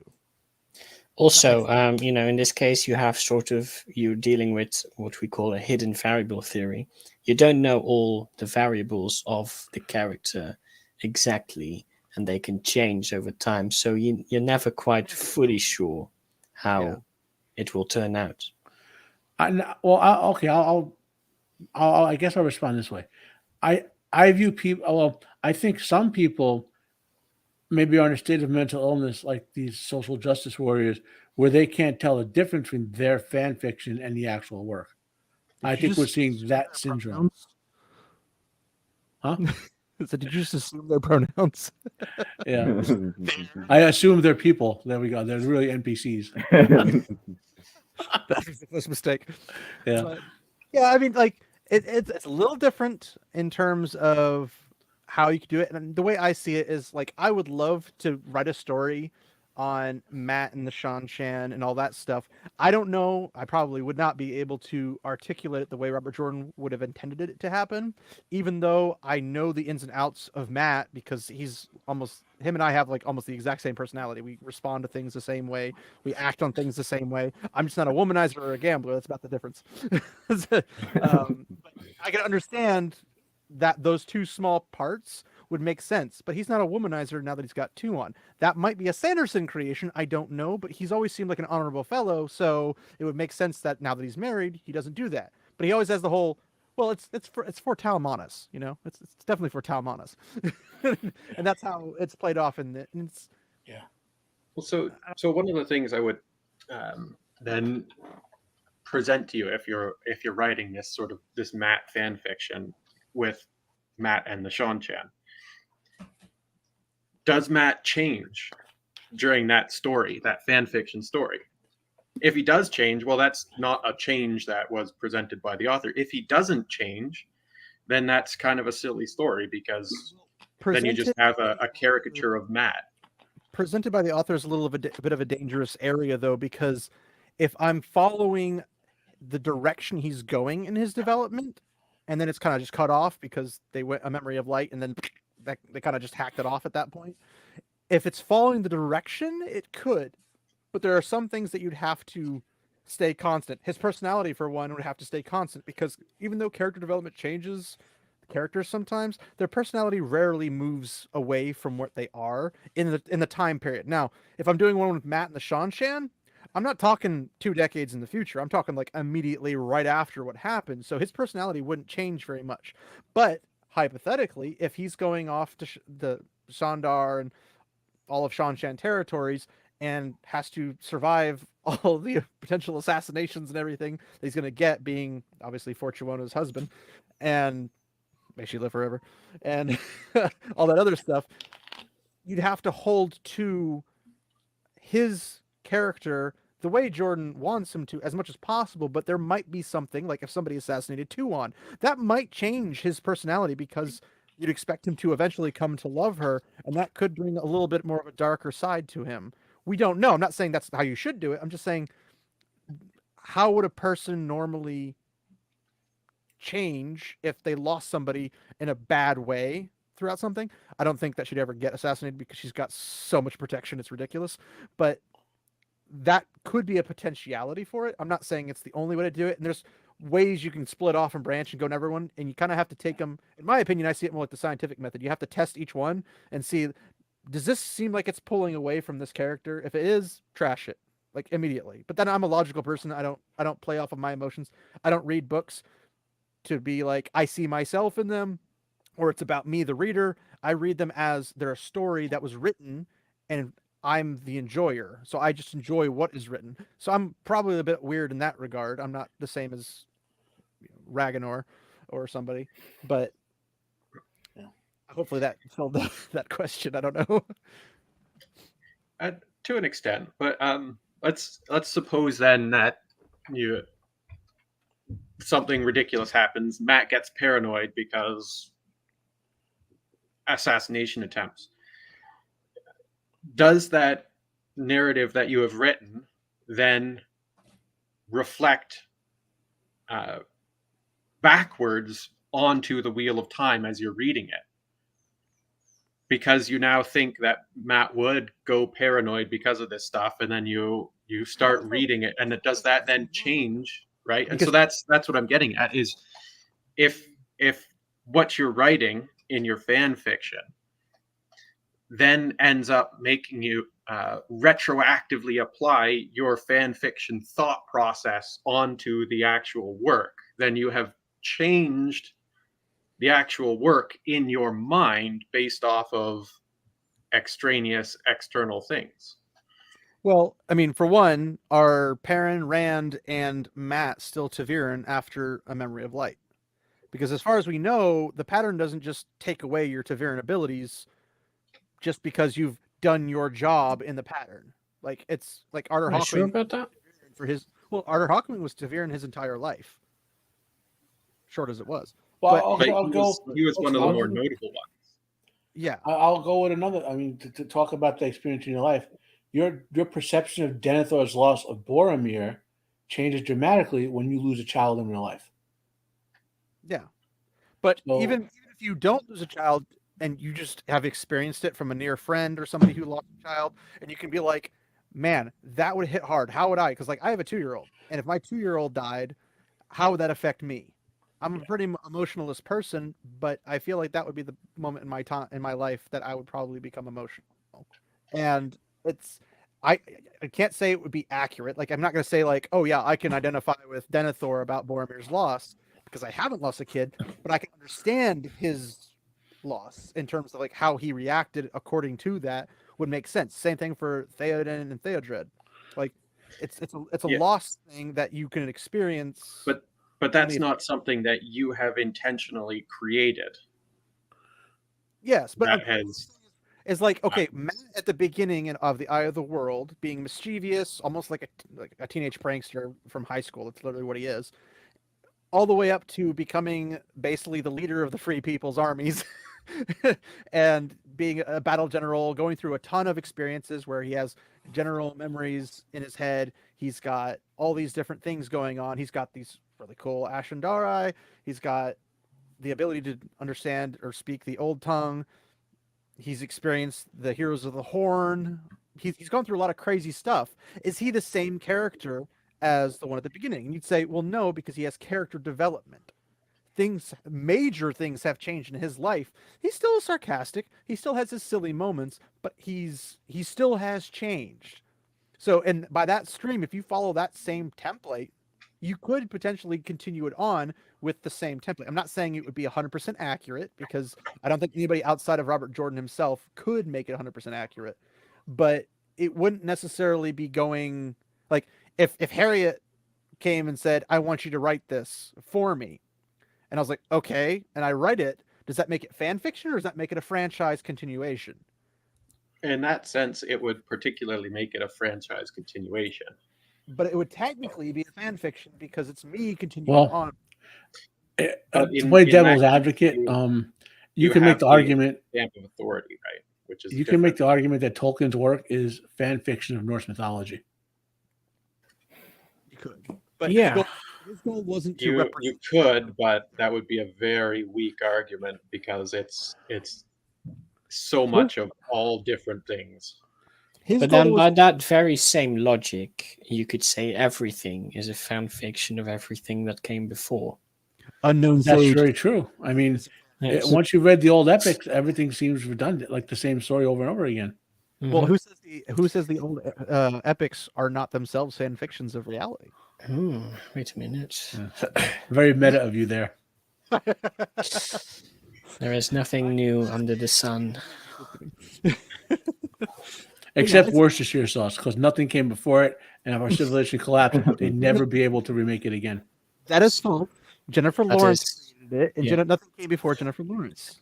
True also. And there is hope. We have recreated garum. Wait, created what? Garum, a Roman fish sauce that the Romans in antiquity loved, that disappeared for 1,000-odd years, and somebody managed to create something that seems to How match. do we know It's not it is the Worcestershire. It's same? nothing like Worcestershire sauce. How do you know it's the same thing? No one's had it for thousands of years. Well, that's where you take it on faith. Oh, that sounds awfully religious of you, good sir. The way they created Worcestershire sauce, in the 1850s or so, like people used to have warehouses where they would buy a chunk of goods and try to sell them or whatever. So this guy bought barrels of fish stuff, right, and put it in the back of his warehouse, and then forgot about it for about 50 years. So some other guy bought it and was cleaning out the warehouse and found these barrels of fish stuff, and it was like, well, I could try to sell this. So someone bought it for some reason, then put it in storage again. Okay. And eventually that happened again. And the guy's like, I got to make money off this. I just paid however much money for all these hundreds of barrels of whatever's in there.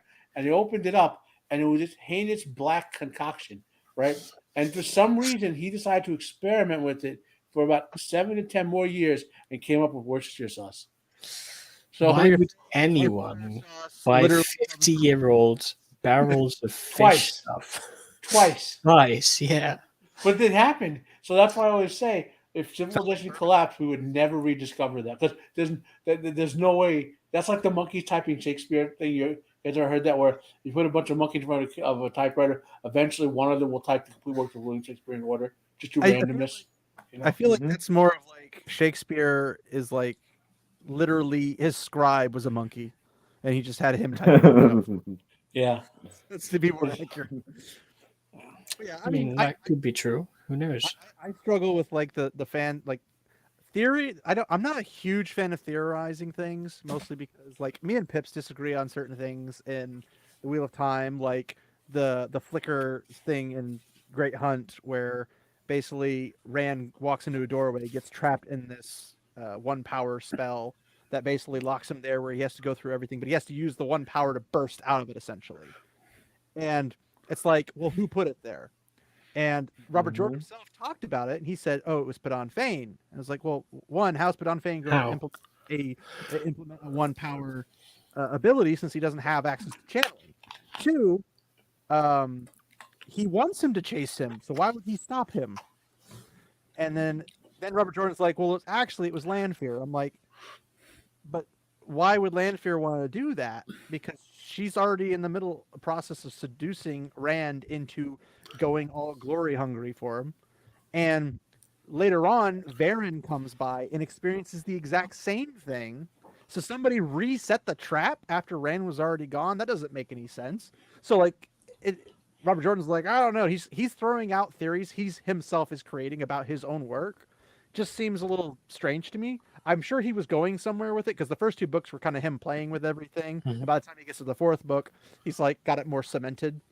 Yeah. But he was trying something, but I don't even think he knew what it was. So Pips is like, no, that's not how that works. And I'm sitting here like, that's the only thing that makes logical sense to me. So we even disagree on those kind of theorizing, but it's fun to like think of something that doesn't have a canon to it. But like, how did this happen? And it's like, well, is it a bubble of evil? I'm like, well, a bubble of evil hits an area and dissipates after so much time. Varen came after them a bit of time afterwards. The bubble of evil should have already been gone. And there's so many ifs, ands, or buts, which is why fan theorizing is not usually my favorite, because there's too many possibilities. And if you try to cement something into it, that adds a little bit of a stickiness to it, I guess, in terms of it becoming. It's all about what you do to occupy your free time. I mean, that's what it comes down to, you know. And we have the luxury of you know, unlike our ancestors, we have the luxury of 8 hours a day free, basically, now to do whatever the hell you want, you know. thanks to fossil fuels. Yeah, Just for gonna put that now out at there. least. So what you're saying Among is other we're things. our ancestors to access this wonderful wealth of information. Yeah. We could go and finish these two up real quick so we can wrap it up. We have Dana Peterson Deep Rose, something mighty queer, destabilizing cis hetero amatonormative in amatonormativity in the works of Tolkien. I totally butchered that, but I'm not even gonna try. Yeah, Something for- mighty queer sounds like an LGBTQ action movie. Also, By the tricking of my thumb, slightly, something mighty queer comes. Detective Yeah. film. Oh God! saying the silent part out loud in that destabilizing part. Mm-hmm. Well, don't you know it's all cis heteros' fault? Everything. Fair enough. Yeah, no, I forgot about that for a bit. Like it. There's Martha Celis Mendoza. I probably butchered that too. Translation as a means of representation and diversity in Tolkien scholarship and fandom. Man, Yeah. John, this I is- will say, I don't know what that one's about, but just from the title of it, that actually is the most reasonable paper on this whole thing to write something about. How translating something gives you an entirely different perspective on.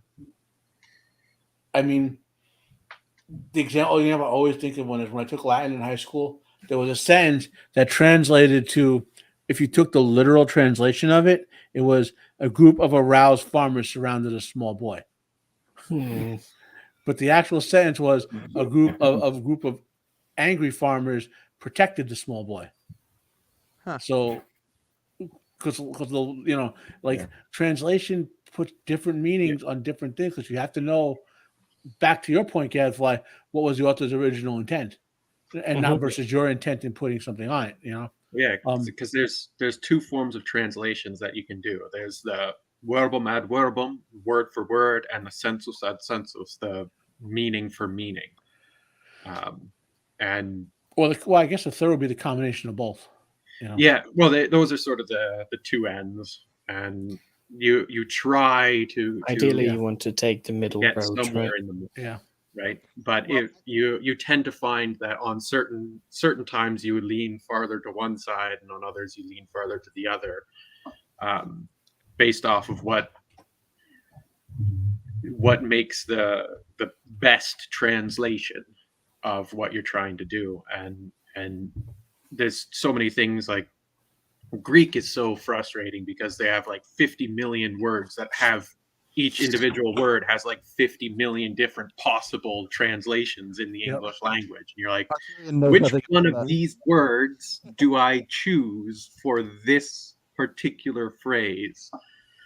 And since you got your fancy Latin out, I'm gonna do a non-Latin version, which is motion without meaning, action without function, and that's pretty much speaks for this entire panel of people.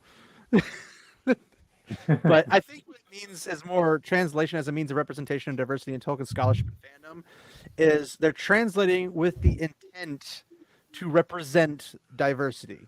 Yeah. So basically, rewriting history.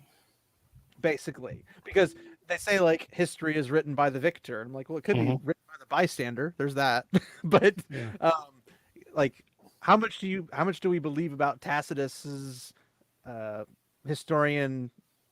Roman historian extraordinaire view on Rome when A, he holds high offices in Roman government, B, he's like married to somebody who's part of the big Roman government, and are the emperors really going to let him talk bad about them? Like, how much do we trust? But everyone's like, no, we have to trust Tacitus because it's all we have. And it's like, I'm sure there's somebody else somewhere is explaining something, but well, that's where the other forms of primary evidence come into play, because your primary evidences are your manuscripts, your texts from the actual time, the architecture from the actual time, and the artifacts from the actual time, and then archaeological findings too. Well, yeah, that's sort of what the artifacts are encompass. But like, so when you get all three of those together, you're starting to get a bigger and better picture, right? And it's like but when it makes it so easy, so very easy for people to cherry pick specific bits of evidence that they want to prove a particular point, right? Like with the letter, the Tolkien letter that the guys in that video brought up, they took that one line completely out of context. And also when you blurred have- all the rest so you couldn't read it. Yeah. It's 229 if anyone's interested. But when you have a huge amount of evidence and material to work with, you have a huge amount of things that you can cherry pick pieces from to come to your conclusion. And it takes a very, very dedicated person to go through all the evidence that a person puts forward to see if they're using that properly in the correct context. And so, yeah, when somebody's going to do some sort of translating thing and specifically manufacture meanings within the translations to suit a particular end goal, it would then take somebody else reading that who is incredibly dedicated to then go back and find the actual original intents of that translation. My thing has always been like I do like science, theology, and philosophy, with a heavy emphasis on philosophy. I do enjoy those kind of debates and conversations and stuff in my free time, which is not very much, but I do it even while I'm at work because I can. And basically, things like to that is like, okay, we can use all these things to say, okay, Tacitus was correct about this, Josephus, all those other well-known historians that are used constantly in theology, science, and philosophy patterns and whatnot. But it's like, okay, so what if they say something that one thing is wrong? Does that mean everything else is correct or incorrect? Or does it mean that we just haven't discovered the truth about it in our reality right now? Like if Tacitus mentions something or Josephus mentions something or anybody, and we're like, well, that's not real, therefore he's lying.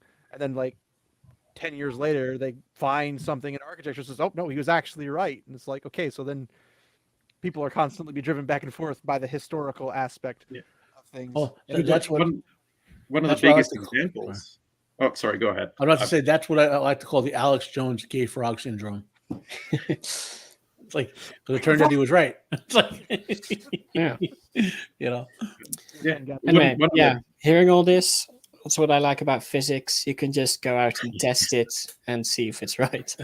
Well, you can't test everything in physics. You can't test unfortunately. everything, though. That's I true. mean, some of what those theoretical guys do, like, oh, let's postulate a universe with 17 dimensions and 6 time dimensions. Yeah, but you just ignore it until you can test it. yeah, yeah. So string theory, for out of sight, example, out of mind.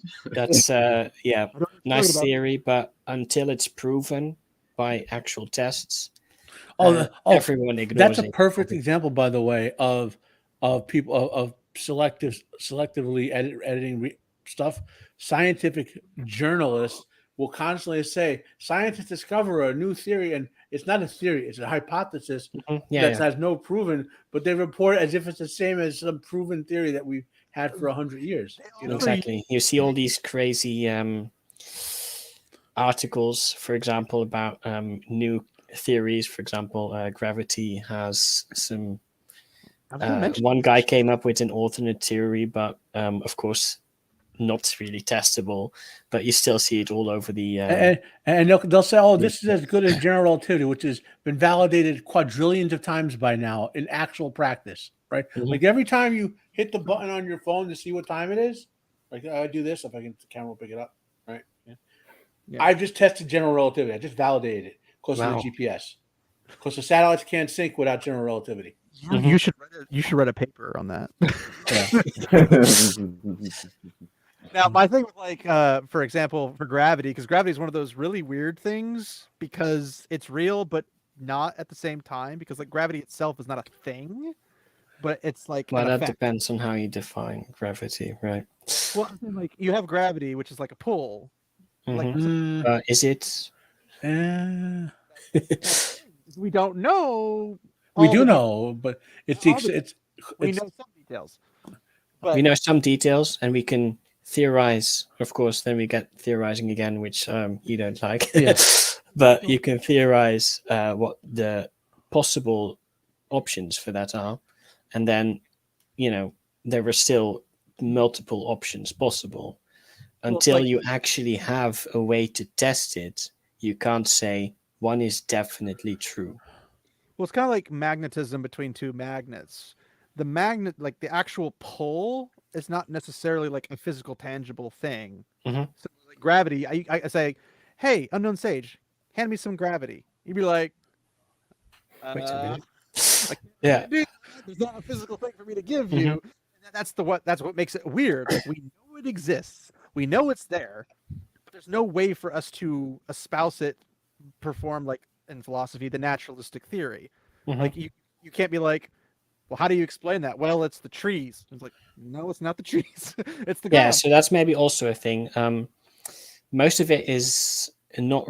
Yeah, there is some various ideas on how to interpret the theories, right? Because on one hand, you can say, okay, we don't really know what's going on, but we have a mathematical model that predicts what happens, and it's just a tool to use to make sense of reality. But on the other hand, you have the essentialist version that says the thing we have the theory of is actually real. And so, yeah. Speaking of models, Will we ever know? Probably not.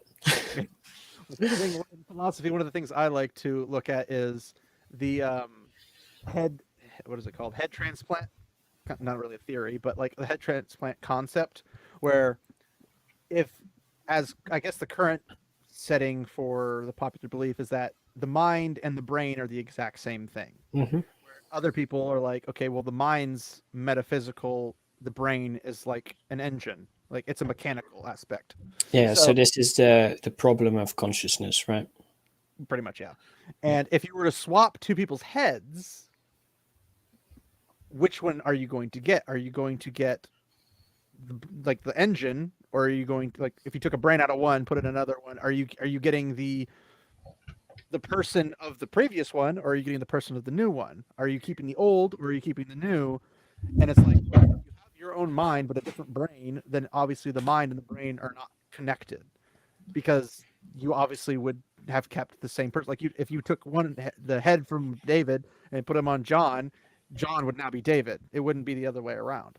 So it's like, okay, well, if you have, like, our whole body is basically, I guess you could say, I like the term moist robots or something, where basically we have engineered functions. We use our tendons, we use our fingers, our bone structure, muscle mass, everything works a particular function, but it's always material for that respect. And then if you go into the theological aspect, which is more Arturian, you got the soul, if it exists or if it doesn't exist. That's another thing where it's like, do we see that through the philosophical gain of morality and this is our virtue?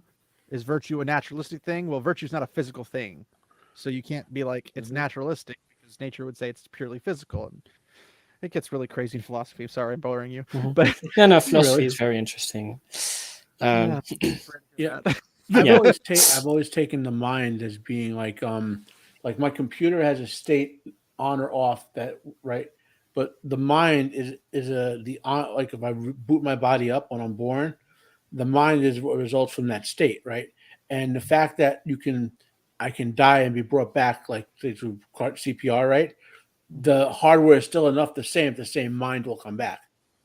So the mind is kind of the state that of your hardware, I guess, in its on state, Well, I think the theory of mind over matter kind of stuff was like the mind is attached to the body. I like to call it like the soul connection. And in my own fantasy series that I'm writing, it has essentially the mind is the link between the source of magic and the physical body.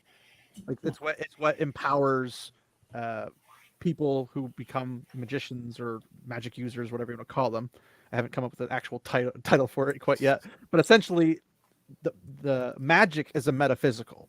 It's not a physical. You can't hold it. You can hold something imbued with it, but it's not physical. Same thing for Wheel of Time, channelers, the one power. It's not a physical thing, but it is a link tied to you. And Robert Jordan even covers that kind of thing where, there's that big thick pulse, like when Balsamon and Rand in Eye of the World at the very end are having their battle. There's that big thick pulsing black kind of thing coming from Balsamon, and you get this little small one that becomes bigger when he consumes the eye.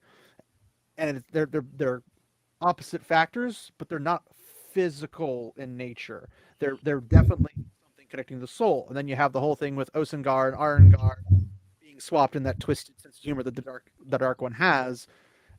It's still the mind of the person in that, despite being in a completely, totally different body, a totally different brain, a totally different everything. It's not their original bodies.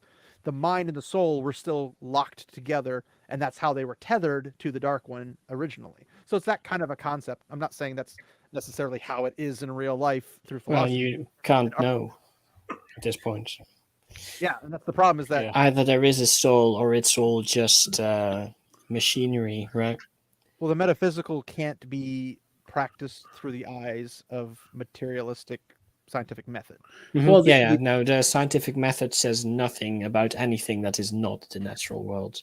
The only That's thing one mistake the religion debunkers often make. They point to physics, and that's not how that works. The only area of physics that I ever saw in terms of like soul relating or whatever you want to say is some religious theoretical physicists who talked about quantum entanglement in the brain. That like we're running all these subatomic particles through our head over and over again, and there are definite quantum entanglement is occurring. So I saw speculation like how cohesive is that? Does that stay? Will that cohesiveness of those particles persist after your death? And there's been some interesting science fiction that used that over the years as a story hook. Clifford D. Simak, is that his name?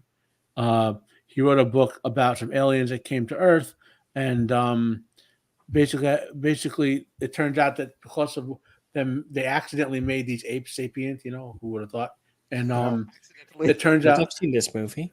it turns out that some of those apes, because of quantum entanglement, their minds would either gravitate just above the surface of the planet or like a mile or so below it. So one of them went and took care of the ones up high, and one of them became to protect the one below, and they evolved into basically God and the devil, and like not they had a war or anything, but that's how human interprets them. Is that the one I'm picking up, or? Huh? I don't know. It's by Clifford D. Simak. I'll look it up when I finish explaining. And eventually, they got stuck on Earth. They were basically just like two dudes on a road trip in their car crash. And one of them got picked up, but the one who was the devil was like, "Why we can't just leave these stupid apes alone?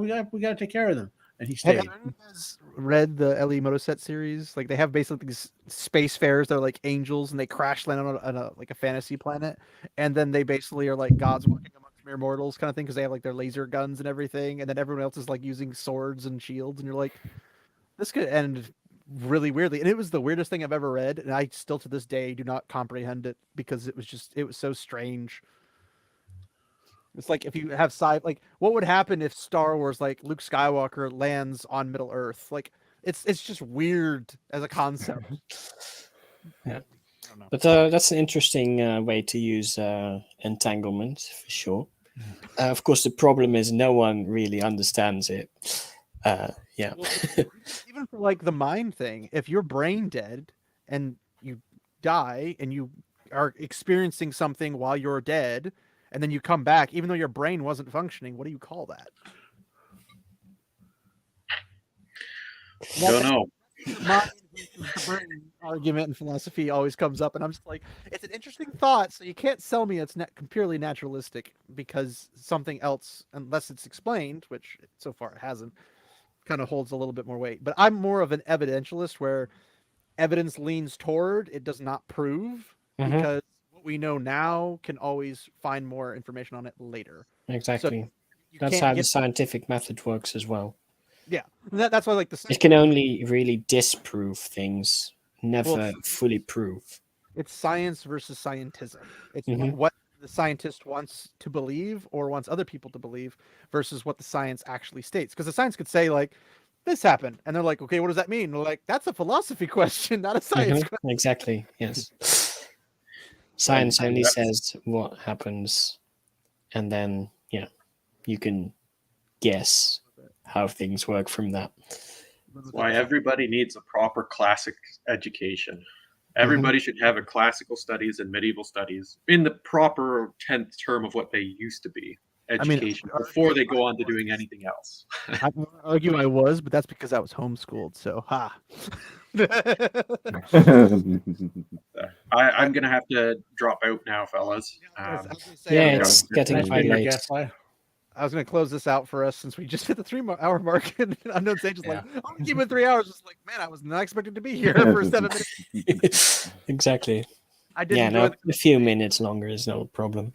Yeah, I want to thank all you guys for hopping on. It was definitely an adventure, and I enjoyed hearing all you guys talk about pretty much everything. And hopefully we can do this again sometime when I find some more obviously outrageously large stuff to talk about. But I have a tendency to do that. But thanks everybody for coming in. If you want to, we can go around the wheel and you can again let everybody know a little bit about you. If you want to go ahead, Gadfly, so you can get out of here if you'd like. Yeah, sure. I am just at some point in time, you'll see me on the YouTubes on my own thing. So keep an eye out for that. Aside from that, I got nothing. Okay. He's a cool dude. That's all you guys need to know.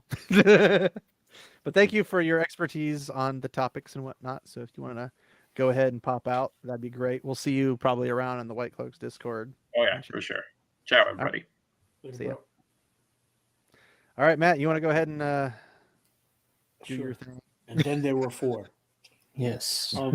So I'm over on Unbearable 73. I'm working on I'm reviewing the current season of Bleach and pushing my way through Picard season 3 because it's got to be reviewed by someone, And also I do some wrestling reviews on my channel too. So I do other stuff, but that's what I'm doing right now. So I'm surprised you didn't bring up the spiritual pressure from the Bleach thing because I almost did, but I was like, I don't know if they're going to understand my anime references, but the spiritual pressure aspect when that's the whole thing when they're having fights, it's like, oh, my spiritual pressure, it's over 9,000. I totally just cross over Dragon Ball Z on purpose, but we got to, yeah. When you get to like Sauron or Melkor's pressure expressing upon the corruption of nature, I was like, spiritual pressure would fit perfectly right here. And I almost mentioned but I don't know who would know the reference to it when there's a lot of crap in my head, and I'm like, I got to try to keep the references something the general audience would get, I mean, that's why I didn't mention it, but I was like, then you're bringing up like, yeah, I'm covering Bleach. I'm like, somebody would have gotten the reference tag. Yeah. I love Bleach. Bleach is probably in my top 10 favorite franchises. It was one of the first animes I got. Besides, I've never seen it, but it's fun. Maybe one day I'll watch it if I have time. The filler in Bleach, the thing is, Bleach filler is actually good compared to most filler because Kide Kubo, he had his hand in it and said, "Wait a minute, let's not do this," and so yeah, that's what I'm working on. So. Good stuff. Arterian, did you want to cover yourself again with a whole lot of nothing since you didn't have anything last time? But yeah, I've got a whole lot of nothing. This was my first time on stream, so I'm just gonna say I'm sorry that I've been quiet like this. Oh, that's fine. I'm gonna see if I don't have your. Hey, you just gotta learn. First time it's a little slow. Next time we add more and more, you get used to the flow of conversation. Yeah, I posted your Instagram back in the chat if anybody wants to know about Instagram. It. So you can see all the night pictures and kind of. Well, you're a Shad fanboy. Progression. You're a Shad fanboy, aren't you? Not a fanboy, but yes, I adore him. Yeah, he's great. He is really fun. Night's Watch was basically not really necessarily what prompted me to kind of jump onto this. For me, it was Wheel of Time, the TV series. Well, before that, I really had no knowledge of most of the crazy stuff going on in politics and blissfully the culture war. But then, of course, I was excited to watch the Wheel of Time, and made the mistake also of doing the first 3 episodes with my family, and then immediately after dropped it. Well, like when Wheel of Time was announced, I was stoked. Yeah, same. I was just like, "Oh, this is gonna be great!" And then they said 8 seasons. I'm like, "That's gonna be weird," but okay. Like, I mean, if you think you can do it in 8 seasons, do it in 8 seasons. But Yeah, 8 seasons itself doesn't really mean anything because it also depends on the amount of episodes per season. Well, then they said 8 per season, so a total of 64 Yeah, I episodes. thought it was 10 at some point. So For 15 it's still very, very compressed. But Yeah, but that's whole chunks of you can cut out. Like, Mhm. honestly, and I dislike the Sonchan. You could edit them out of That's fair. of the entirety of it, and the lack of Texan accents. you know, I mean, you. see, I mean, 8 seasons might have worked because a lot of it is visual descriptions. Yeah. So that compresses the storyline a lot. So maybe they could have done it, but alas, we'll never see it now. Did when after the series was over, I went through and it was bothering me so much that I went and wrote a screenplay, essentially of how you could take the episodes and basically do them by time, because if you have 3 pages of description by Robert Jordan, that's like 10 seconds or less of visualization. So you can shrink a book, oh my gosh, so much just by taking the visualization and just putting it into reality. Would the prep time take a long time? Yes. Would the actual shot? No. It wouldn't take hardly any time. And there might be a lot of dialogue in certain areas of the books, but like the entire Demise Wells giant fiasco with Ferran and everything, you could shorten that in 1 episode easily. Like it's not a whole lot, despite it taking up chapter after chapter after chapter after chapter. Yeah, it's all descriptions. Well, You and just could make it visual, yeah. we're pursuing, and now we're here. Like you could throw that in there and just be like, okay, days have changed, time has changed. They eventually caught up to them. If you produce it right, and you just be like, okay, it took us 10 minutes to do the preparation. They kidnap him. Takes 5 minutes for them to realize that what's going on. Did he abandon us? No, he's just at another place. Then they go to the other place and like he's not here either. And then the maidens freak out. And they're like, they've taken him. And then you get the whole everybody just like charge. And then you have waiting. And then there's the whole bad deal gone bad. And then the good guys show up with their troops. And then turn it into a butcher fest. And it's great. And I love it. But you could do all that in a timely fashion. And I even I put down like, here's what happens. Here's the kind of things they cover. Here's how much time you have to have for each of them. And I did it all in 5. Like I did the first book in 5 episodes. I lost time. And I was like, I could extend it, but I left every episode on a cliffhanger, every single one. And you could easily do it because there's so many of them throughout the chapters. Like a chapter is typically left on a cliffhanger of some sort. They're like, oh, I'm going to do this. I'm going to get Kalendor, and you stop. Yeah. And then you're like, and then okay, people want to see the next episode. Yeah. You want to keep going, and it's like none of these were left on a cliffhanger. They were more like, I want to kill myself. This is bad in Minecraft. Yeah, of course. It's like you could have done it. They just didn't try. And that really put me off. And we started this channel, I want to say not too long after, but like Night's Watch was kind of fresh and new, and they kind of went off on it. And I was like, yeah, them, Disparu, all those guys were doing it. And they're like, I mean, everyone's already to heavy extension, so there's no point for me to cover it, but I'm going to cover season 2, and if they ever continue it past that, I'm going to cover it. But we really heavily started when Rings of Power came out, and that's where I covered all that. But I did a couple like comparisons of like book versus show, which are still on the channel if you guys want to watch them. I don't know how good they are. Garion's always like, yeah, they're great, and I'm like, apparently not. But suck up, sick of it. But yeah, so there are ways to treat it properly, and they just didn't try. But Jennifer Salke at Amazon butchered everything. Like we could have had a Conan series, and she freaking blocked that. I'm upset. Well, I'm glad she did, because imagine how bad it would have been. Well, that's the one saving grace, probably. People who were approaching Amazon about it would have had control over it. And that's what they didn't. I'm assuming that's what she didn't like, because she said it was too much toxic masculinity. And it's like, no, okay, no, that's a good sign, because if she, who's off her rocker, is saying that's toxic masculinity, which means it's probably going to be more accurate to the Conan universe than anything else. It was people who were from the franchise of Conan. It wasn't somebody who wanted to do it like Ragnar. It was like, oh, I want to take this and then pay me lots of money to go on vacation all this time and blow all your money, since it costs more than Game of Thrones episodes, and Game of Thrones did way more per episode with what they did. Like the Battle of the Bastards and stuff, that was incredible for how much it cost. And then you look at like the Battle of Loghain. It's like 25. Yeah, that was pathetic. That was horrible. Three guys running around, Ah! bad special effects. And one of them, the king himself of Gillidan, one of them is wearing armor. Everybody else is just peasants. That's the only suit of armor they could afford for it, Yeah. It's funny because like you compare The rest Rings of was Power- used on the wigs. Yeah, the wigs.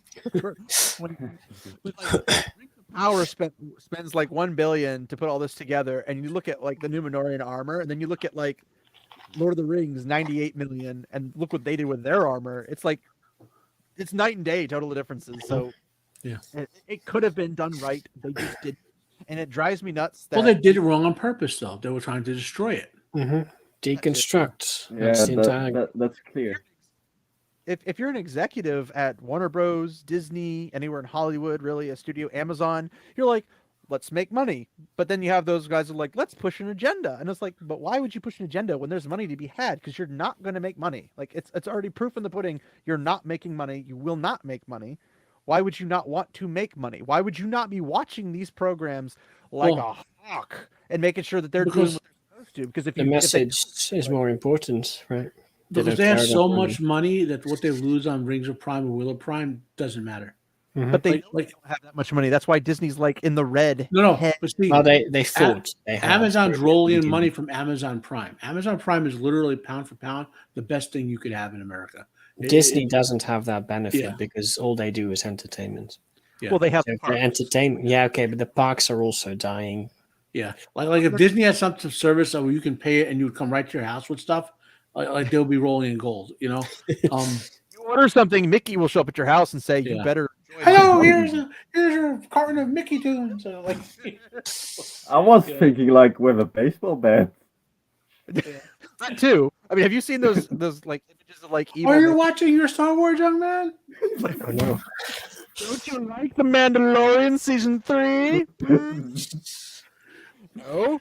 Die. In Minecraft. But I mean, Amazon, like Amazon, and you can't shoot yourself in the foot with that. I mean, Blizzard shot themselves in the foot with the World of Warcraft subscriptions. They had 10 to 12 million paying $15. I was one of them. $15 a month. They were Scrooge McDuck levels of rolling in the money bin, right? And they've managed to destroy their entire franchise. I'm a Guild Wars person, so I played Guild Wars because I didn't have to pay a subscription. And Guild Wars 2 came out, and I still didn't have to pay a subscription, and it's better than World of Warcraft in every way. Yeah, well, free to play for the win. For your WoW subscription, $15, you basically got a load of other games built in for free, like Diablo 2. It was unending content for $15. And they actively worked to improve it, and so, but then they ruined it. They just ruined it, huh? Was it all one subscription? I thought World of Warcraft specifically was 15, and if you went somewhere else for they threw other stuff in, like Diablo 2 for all World War subscribers was completely free, for example. Well, that's nice. Yeah, I because they're terrible people. World of Warcraft Classic is completely free for a World War subscriber. For $50 a month, how much money are you spending a year? How many games could you buy? Like even Star Wars: The Old Republic has a thing where basically if you come in 10 expansions in and you pay 1 month for $15, you get all the expansions backlog. There are a load of games. I mean, if you go into your BattleNet, there's like, and now you get even more games because of the merger of Activision, and you get a version of Call of Duty for free now. Activision's trash, like EA all over again. The point I'm making is it was great value, and yet they still managed to shoot themselves in the foot 17 times, and now they have less than 1 million subs. Weird. Such is life. 15 million or something.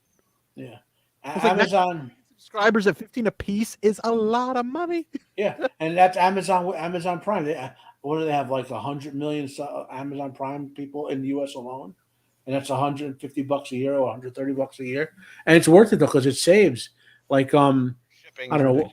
The savings are insane for Amazon Prime, and that's the money they use to fund all this other stuff. They're like, let's do some more of the Rings series. Some executive goes, "It's $1 billion." The best part is that freaking Bezos' own kids like, Dad, don't F this up. Yeah. Yeah. And they're like, he done did it. Yeah. I'm Yeah, I like, heard his Maybe kid we said can he's get comments from that same son. something. You say what? I wonder if we ever find comments on that from There that was same an article a few months into Wheel of Rings of Prime saying where the son was upset and complained to his father about Rings of Prime. But then I Nice. also heard that I heard also that his son was okay with it, and I was like, which one is it? I don't know. I don't know which one was true. I'm just, I mean, You only- I'm scorching my dad if he butchered that. I'd be like, Dad, you screw this up, I'm disowning you. Like, there's no ifs, ands, or buts. And I would be looking for conservatorship so I can take control of it just to stop Rings of Prime. I would do that too. Like, I'm going to do that and disown you. So get out of here. But like, Dad, well, then again, but Bezos isn't running Amazon anymore. People forget that. He He's owns coming it, back. but he doesn't run it. He's coming back. Well, that's because they've been screwing up. Bezos has been off running his capital company that's been investing in like Nerdrotic's always constantly going like, this is a pet project. This is a pet project. I'm like, but I want my cash flow. So I don't have to come back as CEO. So if you make me come back, it's gonna get messy. Like we're gonna make it like the Red Wedding. We're gonna tear this place up.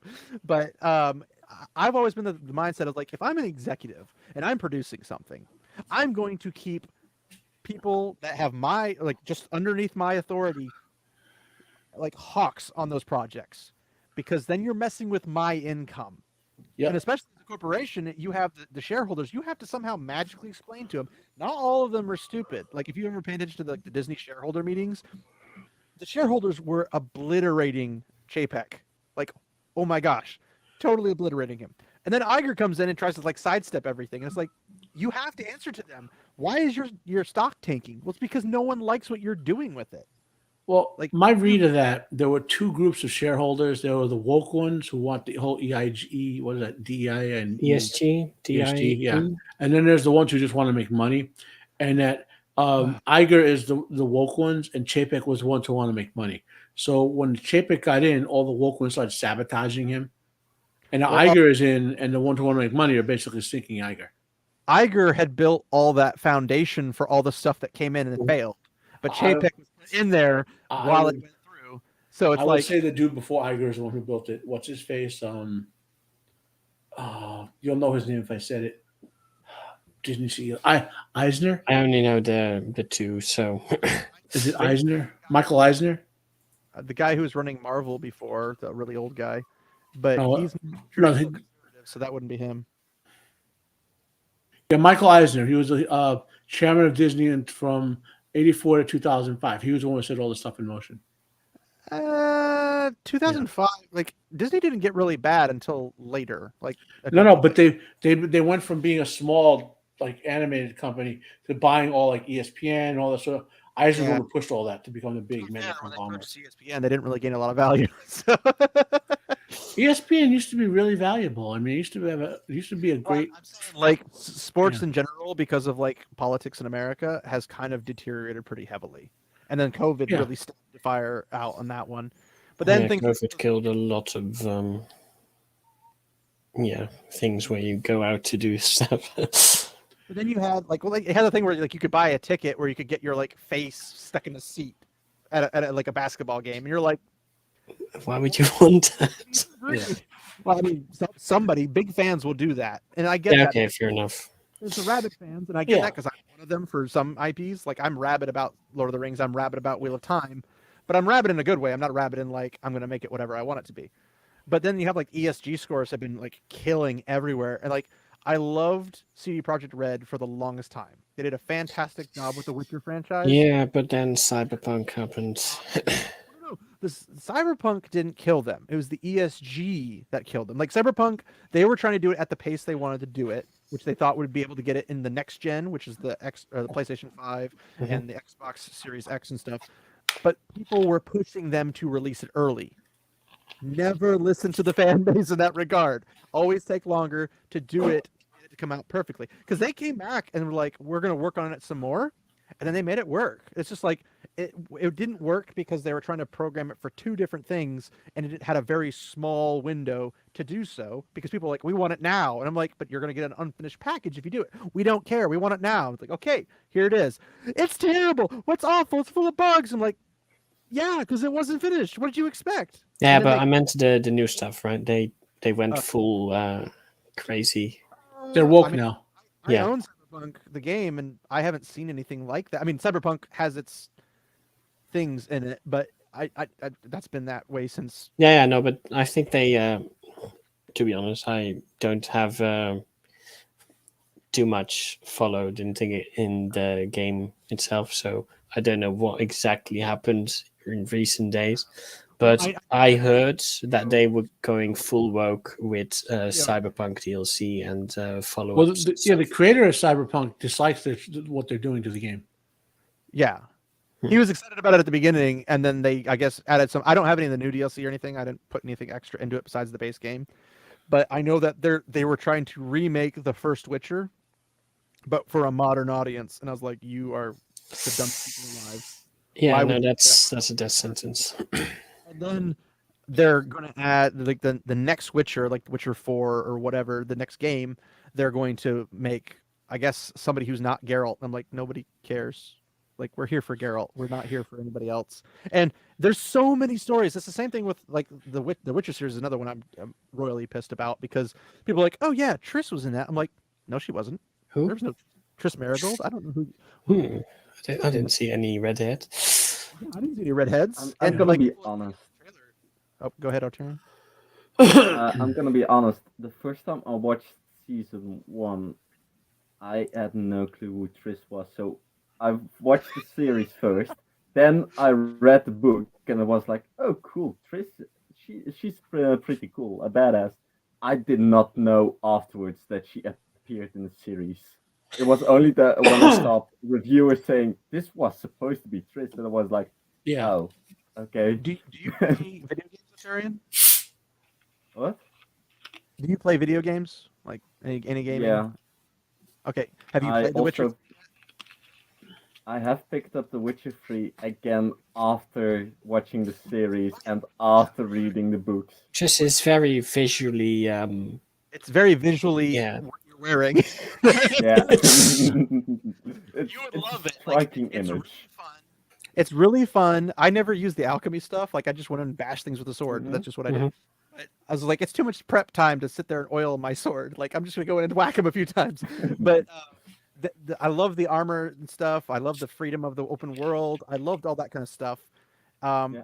The voice acting was epic. They did a great job with basically letting you do whatever you wanted to do, virtually in whatever order you wanted to do. And then the expansions were great. I really loved going to Toussaint. It was fantastic. But the Witcher series, like, I loved Henry Cavill. He was about the only good thing out of that entire series. Ciri wasn't too bad, but that was about it. I couldn't stand Yennefer. I mean, to be fair, I couldn't stand her in the game either. Like, I've never been a fan of Yennefer. I know it ticks off a lot of people, but guess what? Deal with it. Triss is better. But Yennefer in the game was like proud and snooty. Yennefer in the show was like whiny and teenage drama-ish. Like, well, because the woke people think that's awesome. Well, yeah, I know they think that's awesome, but that's not her character, so it's just weird. Because like, if you read the books and play the games, Yeah. Also, I have only played The Witcher 3, and I may have read one book, but the show, the whole wizards thing, I was just thinking, what the fuck is going on here? It did not resemble at all anything in the games, for as far as I could see. 1 second. Well, the show more resembles the books than the games. You have that's a Yeah, the games are like way after the books, so it's already when the whole guild. There were no books destroyed. written up to Witcher 3 by the time Witcher 3 was released. He then wrote a book, the last book after that point, which then kind of competed with it. But you decide from Twitch is like, hello, can we talk about the RuneScapes or maybe even the Logan Pauls and the KCI dressed as a bottle of primes? I don't know what that means. RuneScapes as in Maybe RuneScape the game? decide. Or... You decide. I don't know exactly much about. I mean, I tried playing RuneScape, and then they put the whole $5 a month thing, and I was like, I'm a kid. I don't have money for this. Yeah. RuneScape was cool when it was free. Right? It was cool when it was It free. was, Then they put yeah. the thing on it, and then they came out with RuneScape 2, and I'm like, then why do you have RuneScape 1 if 2 should just be better in every way? But then again, I play Guild Wars 1 and Guild Wars 2, and they're both entirely different games. They're both fun. Logan Paul's, I don't know much about Logan Paul's except I don't like him. That's about it. I have no idea what that last bit means, even. So KSI dressed as a bottle of primes. I think he meant Battle of Primes.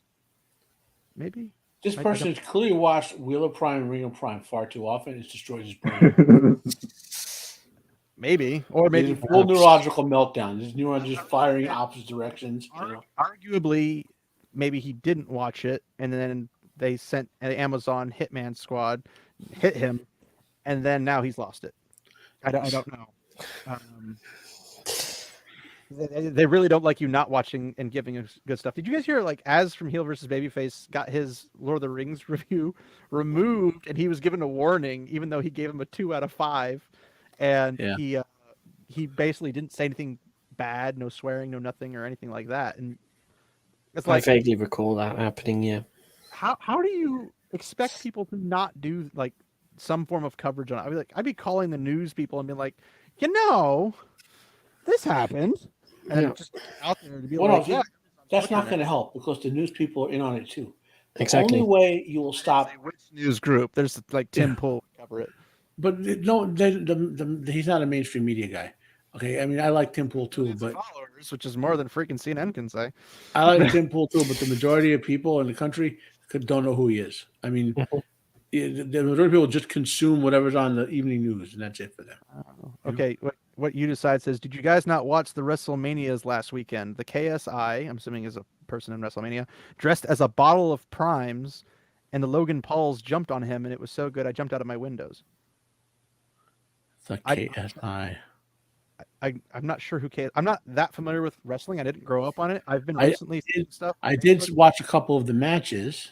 I know in general what happened. I'm trying to figure out who the KSI is and who the bottle of primes are. Well, he dressed as a bottle of prime, whatever that is, and the Logan Pauls, I'm assuming the brothers, jumped him. I didn't know the Logan brothers were in WrestleMania.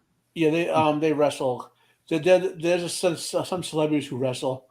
The one I remember, like Snoop Dogg was there last week. He did a cool thing in WrestleMania. He did the Miz was doing a match with Vince McMahon's son Shane. Shane broke his ankle for real. That's what the X means, by the way. I know Edge had a lot of issues like with his neck, his arm, and a whole bunch of other things. So in the middle of the match, they had a cover for it. So Snoop was a celebrity guest. He jumped in the ring. I mean, he looks obviously he's 60 years old and can't really do the moves. But the Miz went with him on it and let Snoop Dogg pretend to knock him out and all that. And then Snoop did the rock bottom, which is the Rock's finishing move. And it sort of saved the day. Everyone cheered. It was a good, Yeah. Okay. Well, I the only thing I like about wrestling, like WrestleMania, WWE, and all that stuff, is that I like to sit there knowing it's fake. I just like to see, like, who are they setting up to win? And I want to see if I can figure it out before they ever finish. Well, fake is the wrong word. It's choreographed. It's the same thing as watching like Walker Texas Ranger or whatever. It's stunt shows, Take that back. Chuck Norris is amazing. Yeah. But yeah. Yeah, I don't really watch sports generally, so I have no idea. Well, I wouldn't call wrestling. Pro wrestling is not a sport. Well, I mean, it's physical exercise of sorts still, right? Pro wrestling is like the male version of figure skating. Never take a knee. Sorry. Anyway, I see it's now half an hour further than 3. We've been finishing the stream for 33 minutes now. Yeah. Yeah. I mean, I feel like Friday Night Tights thing. Sorry, Sage. Go ahead No problem. Tell us about your anything really. Well, I don't really do anything generally on the internet. Just so- go. I do nothing.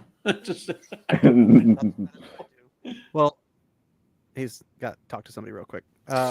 Yeah, so maybe see you next week. Or 1 week? No, what the fuck? Next time. Well, if we're doing next week, let me know no, now. no, yeah. I won't be free Next to- time, I have. let I have to me go know if there's anything for Return cool, of the King, so and then yeah. Farewell for now. thank you, Sage, Oh, for well. coming by. It was Later, fun. Have a good one. If you guys need to bounce, that's cool. We can go ahead and close it here if that's Yeah. what you want. I gotta go let's go. sleep soon. Sleep? Europeans don't sleep. We all know this. That's a myth that they do. It's folklore. It's like Lord of the Rings. You decide, Pops. I don't know what he's saying, but he's like, okay, well, if you don't know who the KCI mans is, then can we talk about something like how my mom is now my dad because they came out as transgenders? You're getting like, trolled, my friend. I am Trolled. getting trolled. I must be getting trolled. I mean, if it was a super chat, I would adore being trolled. Or he's talking about Cartman's dad who became his mom. Do you remember South Park? Cartman's dad when transgender became his mom. Honestly, the only thing I know about South Park is, oh my gosh, they killed Kenny. That's literally it. That's the extent of my South Park knowledge. But I know that they're pretty accurate, kind of like the Simpsons are at basically projecting what's going to happen in the future. Yeah. So, but he says no. I'm talking about my mom. So. So you're Cartman? You see Cartman. Cartman is actually communicating with you I'm right sorry, now. I do not understand because that's not my wheelhouse. Yeah, I don't know what to run with that. But thanks, Arturian, for sticking with us as long as you did. I love the getup.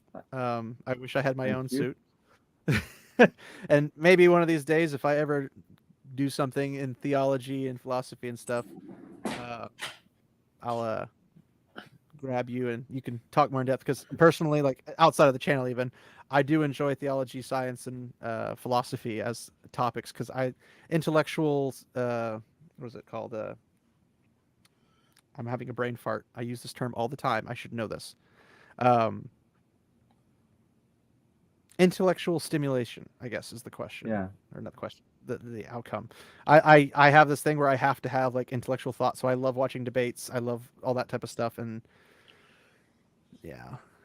And you decide we're not really supposed to talk about politics here because politics are very depressing, and I'm trying to avoid that if possible. At the most possible. Yeah. But yeah, try to avoid it. Yes. Yeah, Thank I mean, you. if I wanted to do politics, I would do more of that stuff. But yeah, thanks for coming on. Hopefully, we'll chat some more in the other world. So, but yeah, thanks Later, guys. Have a good one, Matt, as well. You too. I'm gonna go ahead and close this out. So have a good. Okay. Bye. Bye. All right. So that's a long stream. I was not expecting it to be that long. So thanks everyone for those of you who did stick around. I'll go ahead and that's not what I wanted. Go ahead and call it for the night. Hopefully we'll have another stream and find some more topics to talk about. I loved having the guys on. Hopefully they'll be willing to come back again sometime. But yeah, thanks everybody for hanging out, and just keep an eye on the channel if you mind. Please like, subscribe, follow. Most importantly, please share, because the sharing is a very big aspect of getting us out there and letting us actually do what we do.